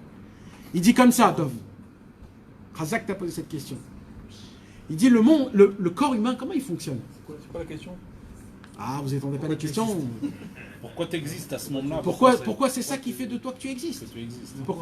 Le fêter de se taire, de faire le dam en dom, de rendre le achoraim de Eyé en Eyé normal. Pourquoi c'est à ce moment-là que tu existes? Tchouva, il avait dit Rabbeinu. Oui, mais comment ça fonctionne? C'est quoi qui fait l'acte en lui-même? Alors le Harizal, il explique ça à la fin du Etzraïm Hamash. Il dit, regardez comment ça s'explique. La vitalité, et là écoutez comment c'est beau, parce que c'est une explication qui est totalement physique, comment ça marche dans la Vodat Hashem. Dans la physionomie humaine, c'est quoi la vie d'un homme? C'est... Non, alors, c'est plus que ça, la vitalité dans le corps humain, c'est le liquide. Un homme qui est mort, il est sec. Quelque chose qui est sec, c'est mort. Donc la vitalité, c'est quoi? C'est le liquide. C'est ça le mot liquide ou il y a un autre mot un peu plus... C'est ça. C'est le... H2O. Ouais, le liquide. Alors ça peut être du sang, ça peut être de l'eau, ça peut être du pipi, ça peut être le liquide qu'on a dans le cerveau, ça peut être les shmanim, on appelle ça les shmanim, c'est-à-dire les huiles, on a des huiles dans notre corps. C'est toute une forme de la vie. Il dit Rabbi Nachman, il dit le Harizal comme ça. L'amara? Ouais. Et c'est ça qui... Et c'est quoi le travail de l'amara? C'est de purifier le sang. De ça que tu parles, Nachon? L'amara. Alors on se regarde, écoute bien ça. Il dit comme ça. Quand un homme, il faute, d'où il faute? Il dit Rabbi Nachman, le Harizal, il salit son sang. Pourquoi? Comment c'est possible? Écoutez mes amis. Dans le cœur, il y a en gros deux poches. Côté droite, côté gauche. Dans le côté droite, il y a le sang avec de l'oxygène, le sang pur. Et dans le côté gauche, c'est tout le sang qui est rempli de carbone, que en passant dans le cœur, qui va passer dans les poumons vont le faire rentrer de l'oxygène, il va se laver, et quand il va passer dans le côté droite, le sang il est pur. Comme ça c'est dans le tout corps humain. Le bon sang et le mauvais sang. D'accord? Il dit Rabbi Nachman, qu'est-ce qui se passe quand il y a trop de mauvais sang? Jusqu'à que il y a tellement de mauvais sang que le corps n'arrive pas à purifier le mauvais sang. Il fait rentrer le mauvais sang même dans le côté droite. Parce qu'il y a trop de mauvais sang. Il est trop sale le sang. Il dit, le Harizal, qu'est-ce qui se passe? De là vient toutes les maladies. Quand le sang n'est pas propre, il fait circuler du mauvais sang dans tous les membres, et tous les membres sont carbonisés. Et de là vient même un rhume, même un problème. Alors il dit le Harizal, alors qu'est-ce qu'il faut faire? Alors il dit, tout le travail c'est quoi? C'est d'enlever le sang. D'enlever carrément le sang. Parce qu'on ne peut pas le purifier, puisque la purification, même le corps n'arrive pas. Alors il faut l'enlever le sang. C'est de là où on voit dans la Gemara ce qu'on appelle la Kazatadam. À l'époque, dans l'époque de la Gemara, ils faisaient à l'époque, ils enlevaient du sang, 1 litre de sang. C'était bon pour la santé. Aujourd'hui, on ne fait pas ça, mais à l'époque, c'était très bon de donner du sang. Et une fois par mois, ils enlevaient du sang. Ça purifiait le sang. Aujourd'hui, c'est pas bon. Parce que je ne sais pas comment ça se passe aujourd'hui. Parce qu'aujourd'hui, il y a des médicaments, il y a des docteurs qui croient tout savoir. Mais à part ça, alors, maintenant, comment Rabbeinu, il explique? Regardez toute la Torah Vav dans ce qu'il vient de dire le Harizal. Comment? Rabbeinu, il dit comme ça. Tout le mauvais sang, il vient à cause des péchés, à cause du côté gauche. Plus un homme il fait des fautes, plus il salit son sang. Plus il salit son sang spirituellement, plus son corps spirituellement perd de son existence. Il n'existe plus. C'est-à-dire quoi n'existe plus? Il devient malade. Il dit Rabbeinu, alors comment on fait? Comment on fait? Le Harizal, il a dit, il faut enlever du sang. Comment tu enlèves du sang? Quand un homme, il te fait honte, tu rougis, ce sang-là, qu'est-ce qui se passe? On enlève en une seule fois du sang du côté gauche. Il s'enlève, il devient rouge, et d'un coup, il devient tout blanc. Et là, ton sang est devenu pur, et là, tu es parfait. Si tu n'as pas été chaud sur le texte, si tu as dit, si tu as répondu. Eh bien, c'est très grave. Tout ce qui s'est passé pour rien. Tout ce qui s'est passé pour rien. Tu as rajouté du mauvais sang. C'est comme si que le docteur, il te dit, il faut que tu prends 2 comprimés par jour. Toi, tu dis, écoute, moi je travaille, je vais prendre tous les comprimés ce matin. Et le mec, il s'avale tous les comprimés le matin. Il termine dans les ambulances. Le même docteur, il vient, il dit, mais qu'est-ce que tu fais ici? Ben, j'ai fait ce que tu as dit. Et qu'est-ce qu'il dit, le docteur? Amten, un jour, tous les jours, un. Mais moi, je veux tout maintenant. Non, non, non, tout maintenant, tu vas mourir. Amten, tu peux pas, il faut attendre, il faut patienter. Tu peux pas devenir un chômeur à bride du jour au lendemain. Il faut patienter, il faut vouloir, il faut prier, il faut espérer. Et plus tu espères, plus tu continues. Pourquoi? Parce que tant que t'es pas dans l'histoire, le éheyé, il est à l'envers. Alors le éheyé à l'envers, c'est quoi? Dame. Et là, il y a le mauvais sang. Comment il dit Rabbeinu? Prends le dame, rends le dôme. Tais-toi, tu vas prendre le mauvais sang, tu vas le rendre d'homme, et là le nom de Héyé, il va éclaircir sur toi, et là ton sang va être propre, et là tu existes, et là tu es en bonne santé spirituellement et matériellement. C'est pour ça que quand tu réponds bien, ton sang il redevient rouge. Exactement. Ça veut dire que tu deviens existant parce qu'il y a eu... Parce que tu as enlevé le mauvais sang qui t'a... Parce qu'il y a eu 20 millilitres de de sang, sang qui ont été mauvais, purifiés. le sang qui t'a contaminé, on l'a enlevé. Dans le cœur. Parce que tout... tout le travail, c'est dans le cœur, parce que où il est le mauvais sang? Dans le cœur. C'est ça. Amten aussi. Hein? Amten aussi le cœur. Nahon, vous avez tous raison. Mais qu'est-ce qu'on a dit, mes amis? Chaque chose que Rabbeinu il nous parle, il donne un conseil comment arriver. Alors jusqu'à maintenant, on a parlé de quoi? D'abord du kavod. Ça fait racheter votre âme. On a parlé du kavod. Vous m'avez demandé comment on fait pour le kavod. Teshuva. On a parlé, c'est quoi la teshuva? On a dit Idam veishtok. Alors maintenant, vous me dites, et comment on fait alors Idam veishtok? Même sur ça, Rabbeinu, il a une réponse. Ben vadaï, c'est tous les liens de Rabbeinu. Mais, Amten. Ça vaut le coup, hein, de se faire chanter. Si, t'écris le petit pied rouge là qui est en côté dans le carré. Je suis pas sûr, à mon humble idée, c'est Rabbi Nathan. Mais je suis pas sûr. Je suis pas sûr. Ça se peut que c'est Rabbeinu aussi, je sais pas. Et c'est surtout, c'est du ktab de Rabbi Nathan, tout. Non, c'est Rabbeinu. Le Likutei Moharan, c'est Rabbeinu. Donc t'as via lui-même. C'est Rabbeinu qui a donné ses feuilles à Rabbi Nathan, et Rabbi Nathan, il a recopié sauf dans quelques Torahs où Rabbeinu il parlait, Rabbi Nathan il écrivait directement, et après Rabbi Nathan a fait montrer la page à Rabbeinu, et Rabbeinu a donné son tampon. On sait c'est quelle page ça? On sait c'est laquelle? Chaque fois qu'il y a écrit la Shon Rabbeinu Zal, c'est de la main de Rabbeinu. Et quand il n'y a pas écrit la Shon Rabbeinu Zal, c'est Rabbeinu qui parlait et Rabbi Nathan qui écrivait. Aïnou shfichut damim ou bizyonot. Alors là, mes amis, écoutez, mes amis, c'est très important. Venez, on re-rentre dans le travail, dans la Torah. Parce que là, Rabbi Nachman va nous donner trois preuves que pour faire teshuva, on est obligé de passer par la shfichut damim et les bizyonot. Par la méprise et les rougissements et les hontes. Trois preuves. Première preuve, c'est quoi, mes amis? Qu'on a étudié jusqu'à maintenant, première preuve, c'est que Eheye, Gimatria, Dam. Et quand on prend le Dam et on le rend d'homme, grâce à ça, on fait Teshuva. D'accord? Deuxième preuve, il dit Rabbi Nachman. Vastarat pne eheye gimatria dam, ainu shfichut damim ou bizyonot. Al-Shem, preuve, il dit Rabbi Nachman, ou bozai yekalu. Ça veut dire quoi, ou bozai yekalu? Ça, c'est dans Shmuel. Dans Shmuel, il y avait une histoire qui était très triste. Il y a une histoire, vous savez, il y a Eli HaKohen. Vous avez entendu parler de Eli HaKohen? Eli HaKohen, c'était un très grand sadique. Et Eli HaKohen, il était à l'époque de Shmuel HaNavi. C'est un Kohen Gadol. Et Eli HaKohen, c'était un tzaddik. Et il est mort d'une mort qui était très spéciale. Hein? Il s'est cassé la nuque, le pauvre. Et tous ces enfants de Élie, ils étaient aussi des Kohanim. Mais les enfants de Élie n'ont pas continué le chemin de leur père.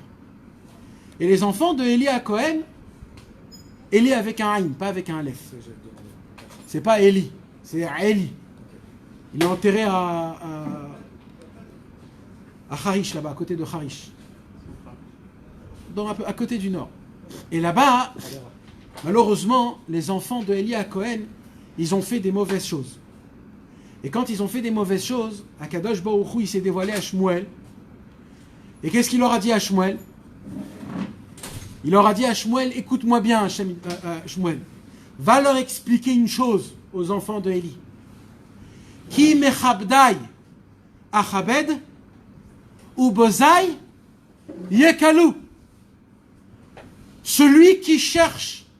Alors d'abord, je vais vous expliquer ça du mot à mot, et après vous allez voir comment toute l'histoire là-bas, elle nous parle de la Torah Vav.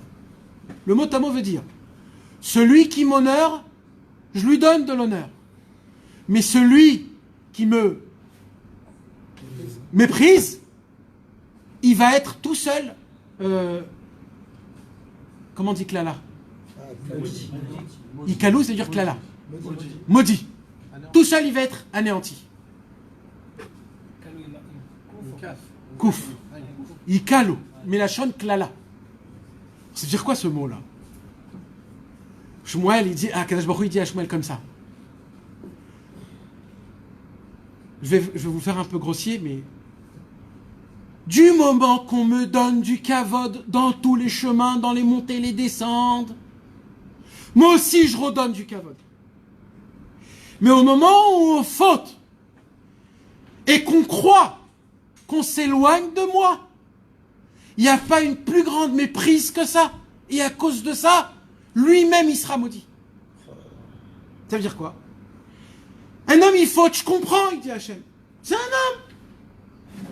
Mais les enfants de Élie, quand ils fautent pas de cette manière que je faute et pardon Hachem, mais je faute, pardon Hachem. Ils fautent pas avec la tête baissée. Ils fautent parce que qu'est-ce qu'ils se disent?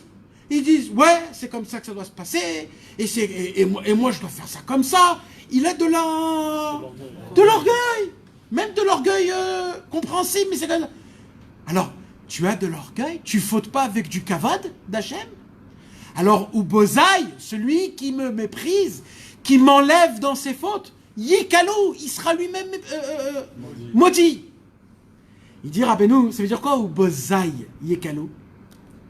Il dit, puisque la personne, elle a encore du mauvais sang, alors automatiquement, au moment où il reçoit une méprise, qu'est-ce qu'il va faire tout de suite? Il va maudire la personne. Comme quelqu'un te méprise, qu'est-ce que tu fais tout de suite? Tu le réponds. Oh, tu te prends pour qui? Mais tais-toi, toi. Ça s'appelle quoi? Ou bozaï.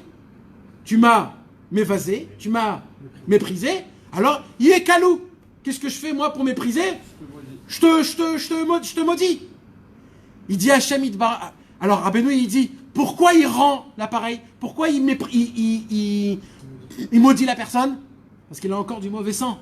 Il n'a pas compris qu'en fait, il faut prendre le dam, il faut le rendre en dôme. Alors Hachem, il a dit à Shmuel, les enfants de Élie, ils font pas partie de qui mechabda yachabed.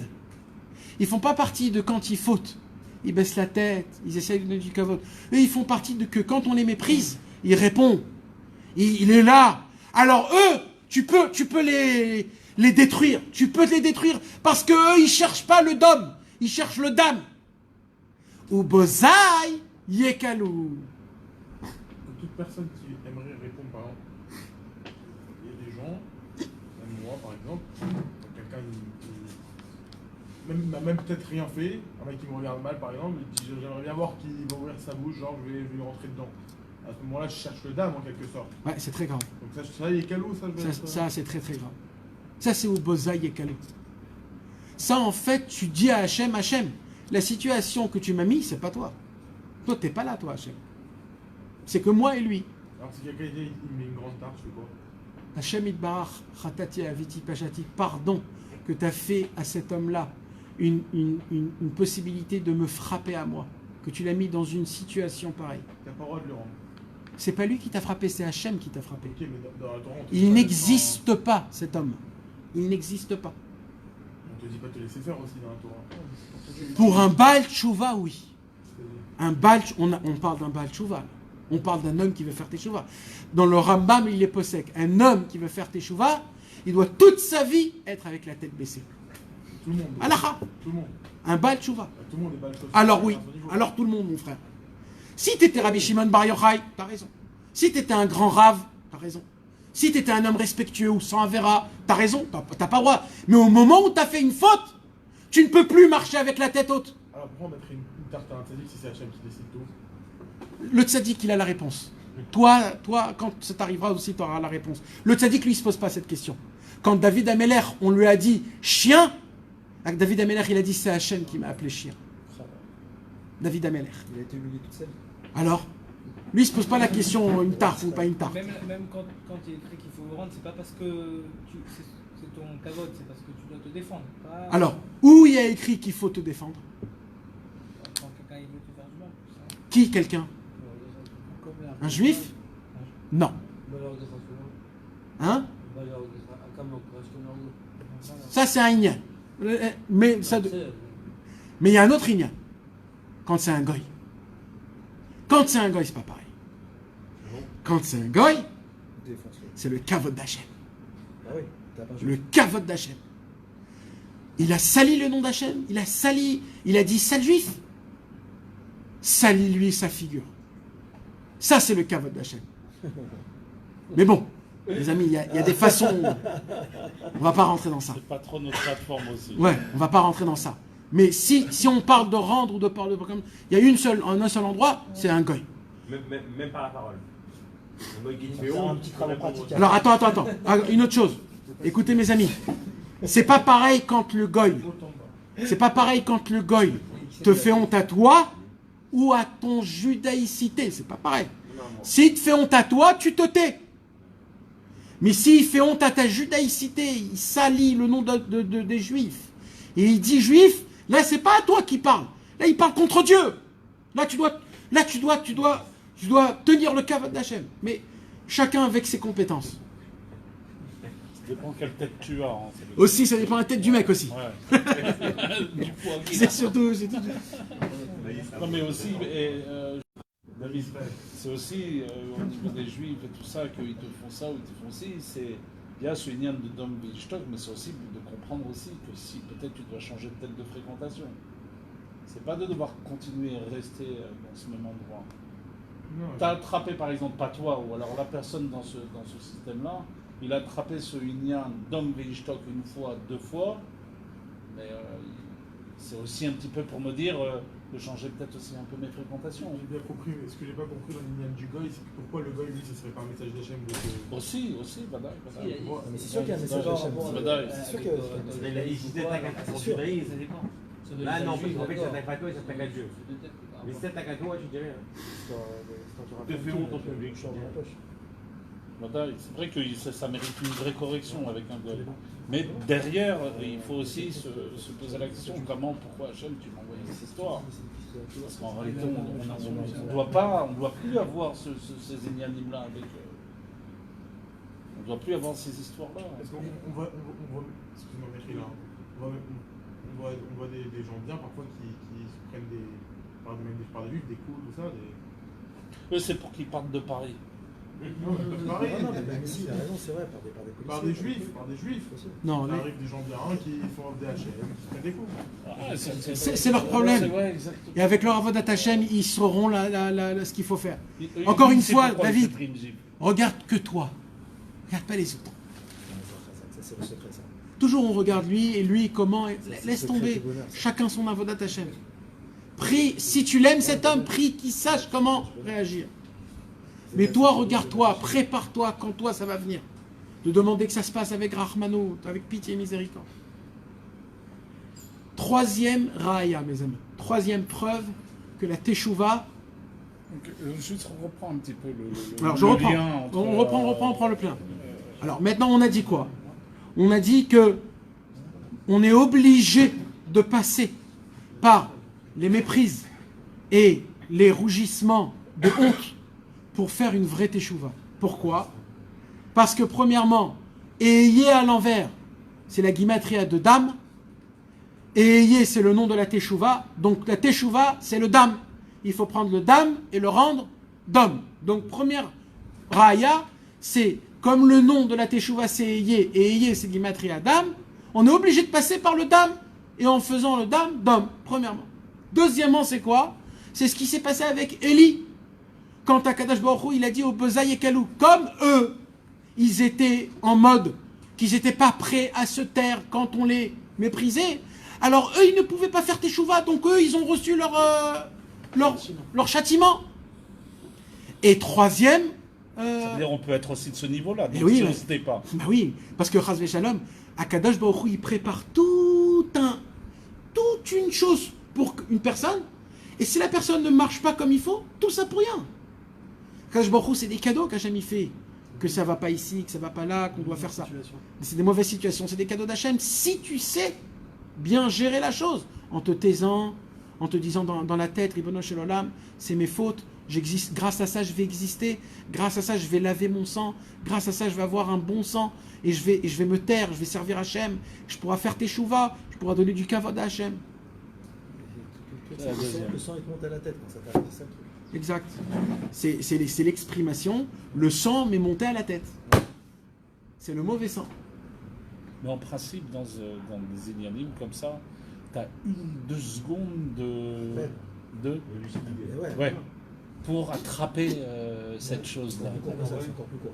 En vrai, c'est paradoxal parce que quand on dit qu'à ce moment-là, ça lave ton sang, Quoi? c'est humiliation ou c'est honte. Ça dépend, c'est comment tu les prends. Tu comprends? Parce qu'en vrai, dans la vraie vie, peut-être cette honte, elle te fait du mauvais sang, elle te fait du mal. Ça, c'est le monde qui dit. Oui, c'est le monde. Ouais, le monde, ils appellent ça le mauvais sang. C'est faux. Non, parce que tu te tais pas dans ton cœur. Si Ouais. tu te tais dans ton cœur, ça te fait C'est rien. paradoxal, mais sur le moment. Ah ouais. tu es vraiment Je du t'explique, Michael, comment Rabbeinu, il explique ça. Qu'est-ce qui se passe? Alors, juste laisse-moi lire, parce que c'est Le justement, troisième. c'est ça. C'est mamage ça. Qui, il explique, car Adain, Rabbeinu il explique, très simple. Adam, Shebachalal, Asmali, Shebalev. Il dit Rabbeinu, le sang qui habite dans le côté gauche du cœur, La cavité, c'est ça. là, Cavité. la cavité, Non, je l'ai lu. Shesham Mador Yetzerara, c'est là-bas où le Yetzerara, il habite. C'est sa maison, il a une maison. C'est où sa maison, Yetzerara? Où il habite, le Yetzerara? Dans le côté gauche du cœur. Incroyable. Le mauvais sang, le sang sale. Que Moshe Katou Velev Ksil Lismolo. Comment il s'appelle le Yetzerara? Ksil, un imbécile.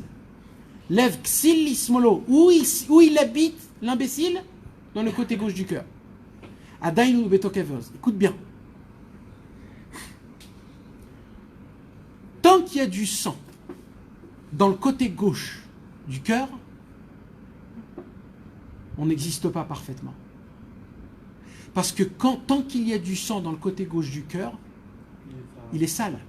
Et tant qu'il est sale, dans le corps, il fait rentrer du mal. Le cœur, il n'est pas chalem. Il n'est pas parfait. Il est pas entier. Et tout le cœur, tout le corps en lui-même, il est infecté. Physiquement, c'est obligatoire qu'il y ait du sang dans le côté gauche, non? Pas matériellement. Non, pas obligatoirement. Pas obligatoirement. Il y a des cas où il t'a que dans le côté droit. David Ameller, il a dit Velibi halal bekirbi. Ça veut dire que j'ai pas dans le côté gauche, il est vide. Il est vide. Halal, il n'y a rien. C'est une chambre où il n'y a rien. Dans la chambre. Alors écoute bien. Rabbeinu, il vient, il dit comme ça. Donc on a un problème. Tant que j'ai du sang sale, j'ai un problème. C'est quoi le sang sale? Écoutez mes amis, je reprends, mais je réexplique pour qu'on comprenne encore plus. Le sang sale, il va faire en sorte que si Chas Veshalom, je vais venir, je vais te mépriser, tu vas t'énerver, que tu le veuilles ou pas. Et c'est ça que le monde appelle le mauvais sang. C'est pas du mauvais sang, il est déjà mauvais de base. Toute la raison pour laquelle tu t'énerves, c'est à cause de ce sang, il dit Rabbeinu. Je vais voir une femme belle dehors. Mon cerveau, il va commencer à aller très loin. Comment ça se passe? C'est pas à cause de toi. C'est le sang sale. Il voit de la saleté. Il dit, oh, ce que c'est beau. Allez. Et il vient, il monte. Allez. Tu sens que quelqu'un, il va t'énerver. Tu sens que ça monte. Qui va faire en sorte que tu vas t'énerver quand même? Ou tu dis, mais je peux pas. Sur quoi je peux pas? Il faut que je défonce ce mec. C'est pas toi. C'est le mauvais sang, le sang sale. Alors Rabbeinu, il vient, il dit, oulala, c'est très très très grave ça. C'est une maladie qui est très très grave. En hébreu, on appelle le ziou madame. Comment on dit ziou madame? L'infection du sang. L'infection du sang. Le sang est infecté. Ça veut dire quoi? Tout ton corps est parfait. Il n'y a que le sang qui est infecté. Ça veut dire tout est grave. Alors il dit Rabbeinu, alors qu'est-ce qu'il faut faire? Et comme ça, il appelle ça Rabbeinu, écoute bien Michael. Zvichat Hayetzer. On va le lire, Bezrat Hashem, le cours prochain. C'est quoi Zvichat Hayetzer? Il dit Rabbeinu, je dois moi maintenant quoi faire? Prendre ce sang qui est sale, qui est mauvais, qui fait en sorte de toutes les mauvaises choses qu'on fait normalement. Et je dois le brûler. Je dois le sacrifier. Je dois le brûler mamache. Comment je le fais? Que par une seule chose. Quand on t'humilie et tu te tais, qu'est-ce qui se passe? Tu sens quelque chose dans ton cœur, tu sens que tu sais pas ce qui t'arrive. En fait, qu'est-ce qui se passe à ce moment-là même? Toi, tu crois que tu as envie de le frapper, mais en fait, c'est pas ça ce qui se passe. On est en train de sacrifier ton sang. Ton sang, là, il est en train une dialyse. On est en train de te dialyser ton sang. C'est ça, en fait, ce que tu ressens là. Et si tu arrives à te tenir, on t'a écorché le sang, il est devenu pur. Donc, c'est qu'au moment où tu t'arrêtes, où tu passes pas à l'action, que là, ton sang, il devient pur. T'as compris comment ça fonctionne? C'est pas que ça se fait directement. Ça dépend de toi, comment tu réagis. Au moment où tu es prêt. Parce que des fois, c'est pas juste une méprise. À ce moment-là, il faut dire merci. Exactement. Et là, mais quel merci? C'est une pitié. Hachem, il a eu pitié. Combien de gens, ils n'ont pas de méprise? Nous, on parle de méprise comme si on en a tous les jours. Et il n'y en a pas des méprises tous les jours. Quand il y en a une, c'est un cadeau. Il y a une Gemara qui dit qu'il faut aller demander une bracha à celui qui... Je sais pas si c'est une Gemara, ça. Je sais pas si c'est une Gemara. Tout le monde le dit, je sais pas comment ils ont... Je te pose une autre question aussi. Comment on dit que c'est péché de faire rougir quelqu'un? Hein? On dit que c'est péché de faire rougir quelqu'un. Exactement. quelqu'un. Alors, c'est une bonne question. Alors, il y a écrit comme ça. Ou paro écrivent. Le truc, c'est qu'il ne faut pas lui souhaiter à ce moment-là. Ah non, explique le Yann que, que quand tu es Dom Veishtok, c'est pas pour... non, c'est pas pour lui répondre, parce que des fois, tu peux te taire, et le mec, ça le tue encore plus. Je te méprise. Non, quand il faut se taire d'une manière, hein, je baisse les bras, t'as raison. Hachem, tu vois, c'est là que tu... Mais alors, il y a écrit ou paro écrivent. C'est-à-dire quoi ou paro écrivent? La Gemara, elle est d'Oreshet. Ou paro écrivent et Bnei Israël la aviem sheba shamaim. La Gemara, elle pose une question et elle dit, si on fait le compte, c'est qui a rapproché les Bnei Israël d'Hachem? C'est Pharaon. Parce que qu'est-ce qu'il leur a fait, Pharaon? Il leur a fait faire souffrir. Et eux, quand plus ils souffraient, plus ils appelaient Hachem. Alors Pharaon, c'est un tzaddik. Puisque Pharaon, il les a rapprochés. Et Nagmara dit, mais non, c'est quoi le Inyan alors? Mezakin allié des zakai ou mechayvin allié des chaya. C'est-à-dire quoi? Il y a dans le ciel des choses à faire bien et des choses à faire pas bien. C'était le rachat, c'était l'instrument. Exactement. Alors maintenant, on doit faire quelque chose de mal. C'est quoi le mal? C'est le sacrifice, le peuple juif. À qui on va le donner? On va pas donner ça à un tzaddik. Alors on cherche un rachat capable de le faire. On a choisi Pharaon, et Pharaon, parce que c'est un rachat, il a continué à faire ça. Mais de ça est sorti une bonne chose. C'est sûr et certain que celui qui fait la méprise, il devra donner des comptes à Hachem. Et il y a écrit, vaut mieux brûler dans une fossée que de faire rougir quelqu'un. On l'apprend de qui ça? La femme avec qui il est parti, Yehuda. Yehuda et Tamar. Yehuda, on vient chez Yehuda, le Hav Beddin. Et on dit à Yehuda, Yehuda, ta belle-fille, elle est enceinte. Yehuda, il dit quoi? Elle est enceinte? Si elle est enceinte, allez la brûler. Maintenant, de qui elle était enceinte? De lui. Maintenant, lui, il ne savait pas que c'était elle. Et Tamar, qu'est-ce qu'elle a dit? Rien. Tu peux lui dire, Tamar, oh, hé, Yehuda, tu te rappelles pas? Non, elle n'a rien dit. De là, on apprend. Vaut mieux se faire jeter dans une fosse et brûler, mais de ne pas faire honte à Yehuda. Pas faire honte à un juif. Un jour, il y avait un grand tzaddik, le Chafetz Chaim. Le Chafetz Chaim, il avait un magasin qu'il ouvrait 2 heures par jour. Pourquoi il ouvrait 2 heures par jour? Parce qu'après qu'il a ouvert un magasin, une macolette, qui était ouvert toute la journée, il y a une autre personne qui a ouvert une autre macolette juste à côté de lui. Qu'est-ce que je dis? Comment je réagis? T'as vu le kilo qu'il a? Il a ouvert une macolette juste à côté de moi, il n'a pas honte. Et bien le Chafetz Chaim, comment il a réagi? Il a dit, comme lui aussi il a ouvert une macolette, il a besoin de parnassa. Alors moi je vais fermer ma macolette, je vais l'ouvrir que 2 heures par jour.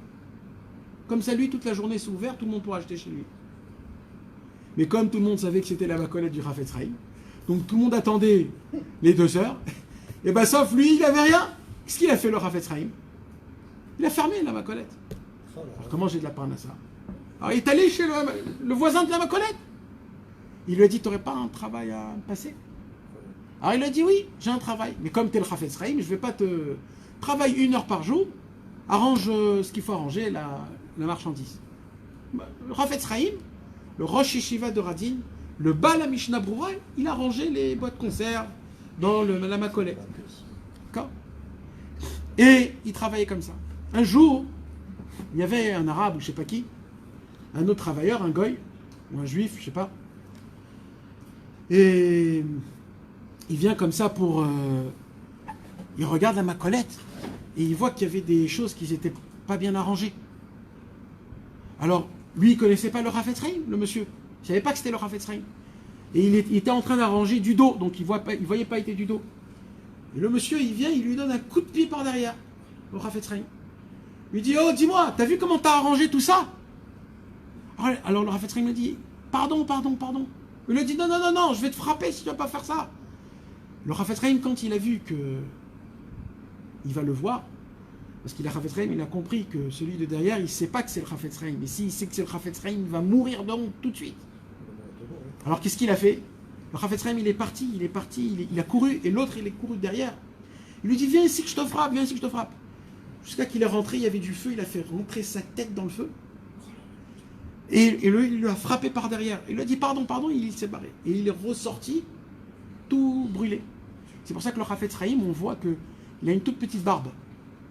Mais on voit dans les premières photos, quand il était jeune, il avait une longue barbe. Il s'était brûlé tout ça pour une seule chose, pour pas faire honte au monsieur, parce que si le monsieur, il aurait su que c'est le Chafetz Chaim qui l'a frappé, il serait... Écoutez une belle histoire, je suis obligé de la raconter, c'est pas Rabbi Moshe Feinstein, mes amis. Il est niftar il y a à peu près 20 ans. Sur lui, on peut dire le Gaon Olam, le Gdol Hador Behemet, on peut dire sur lui. Aujourd'hui, on donne à tout le monde Gdol Hador. Si on pourrait dire aujourd'hui sur le Rabbi Moshe, quelqu'un qui était le Gdol Hador Behemet, c'était Mamash Rabbi Moshe Feinstein. Écoutez la grandeur de Rabbi Moshe Feinstein. Un jour, Rabbi Moshe Feinstein, il sort dehors en Amérique, il habite en Amérique, il sort dehors, il marchait de chez lui à la maison à la yeshiva. Rabbi Moshe Feinstein avait à l'époque 80 ans. D'accord?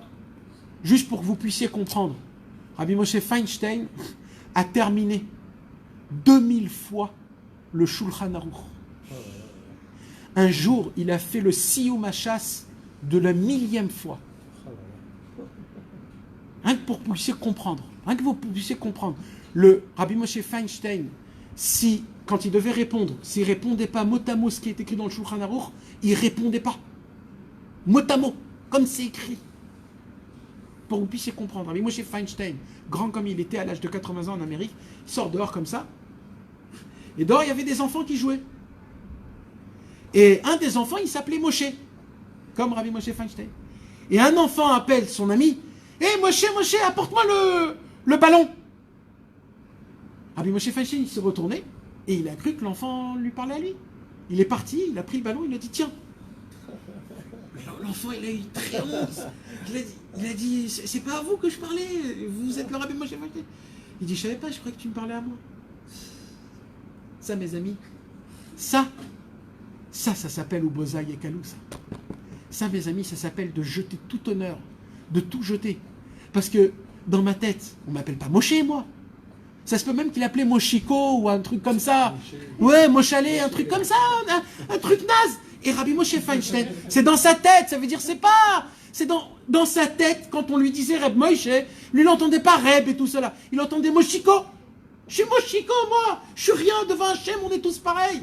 Moi, je suis ça va. Et un enfant qui appelle et qui dit Moshe, donne-moi la... Il croyait qu'on s'adressait à lui, il est allé amener le ballon à l'enfant. Ça, mes amis, ça s'appelle, ça c'est de la grandeur. Ça, c'est des tzadikim qu'aujourd'hui, malheureusement, on n'arrive pas à trouver ce genre de tzadikim. Donc on a, je répète, Bezrat Hashem, ce soir, on a étudié les 3 preuves que Rabbeinu nous a données dans l'Ikouté Moharan. Que de faire teshuva parfaitement, on est obligé de passer par 3 endroits. On est obligé de passer par les méprises et les rougissements. Première explication, c'est quoi la preuve? C'est que Eheye, c'est 44 qui veut dire dame. Donc, comme Eheye, c'est le nom de la teshuva, on est obligé de passer par le dame, c'est-à-dire le rougissement. Deuxième, c'est les enfants de Élie. Il y a écrit Ubozaï et Kalou. Comme c'est les enfants de Élie n'étaient pas prêts à se taire quand on les méprisait, Shmuel leur a dit tu peux les mekalel otam, tu peux les maudire. Troisième explication, c'est l'explication logique de Rabbeinu que tant qu'on a du mauvais sang, on ne peut pas se taire, on ne peut pas servir Hachem. Et la seule possibilité pour laver notre sang, c'est quand on nous fait rougir. Et là, le mauvais sang, il part, et on a du bon sang, et on peut servir à Kadosh Baruch. Kadosh Baruch nous donne la force. Qu'on ne passe pas par le dam, et qu'on soit toujours en dom. Que Kadosh Baruch ait pitié de nous, par le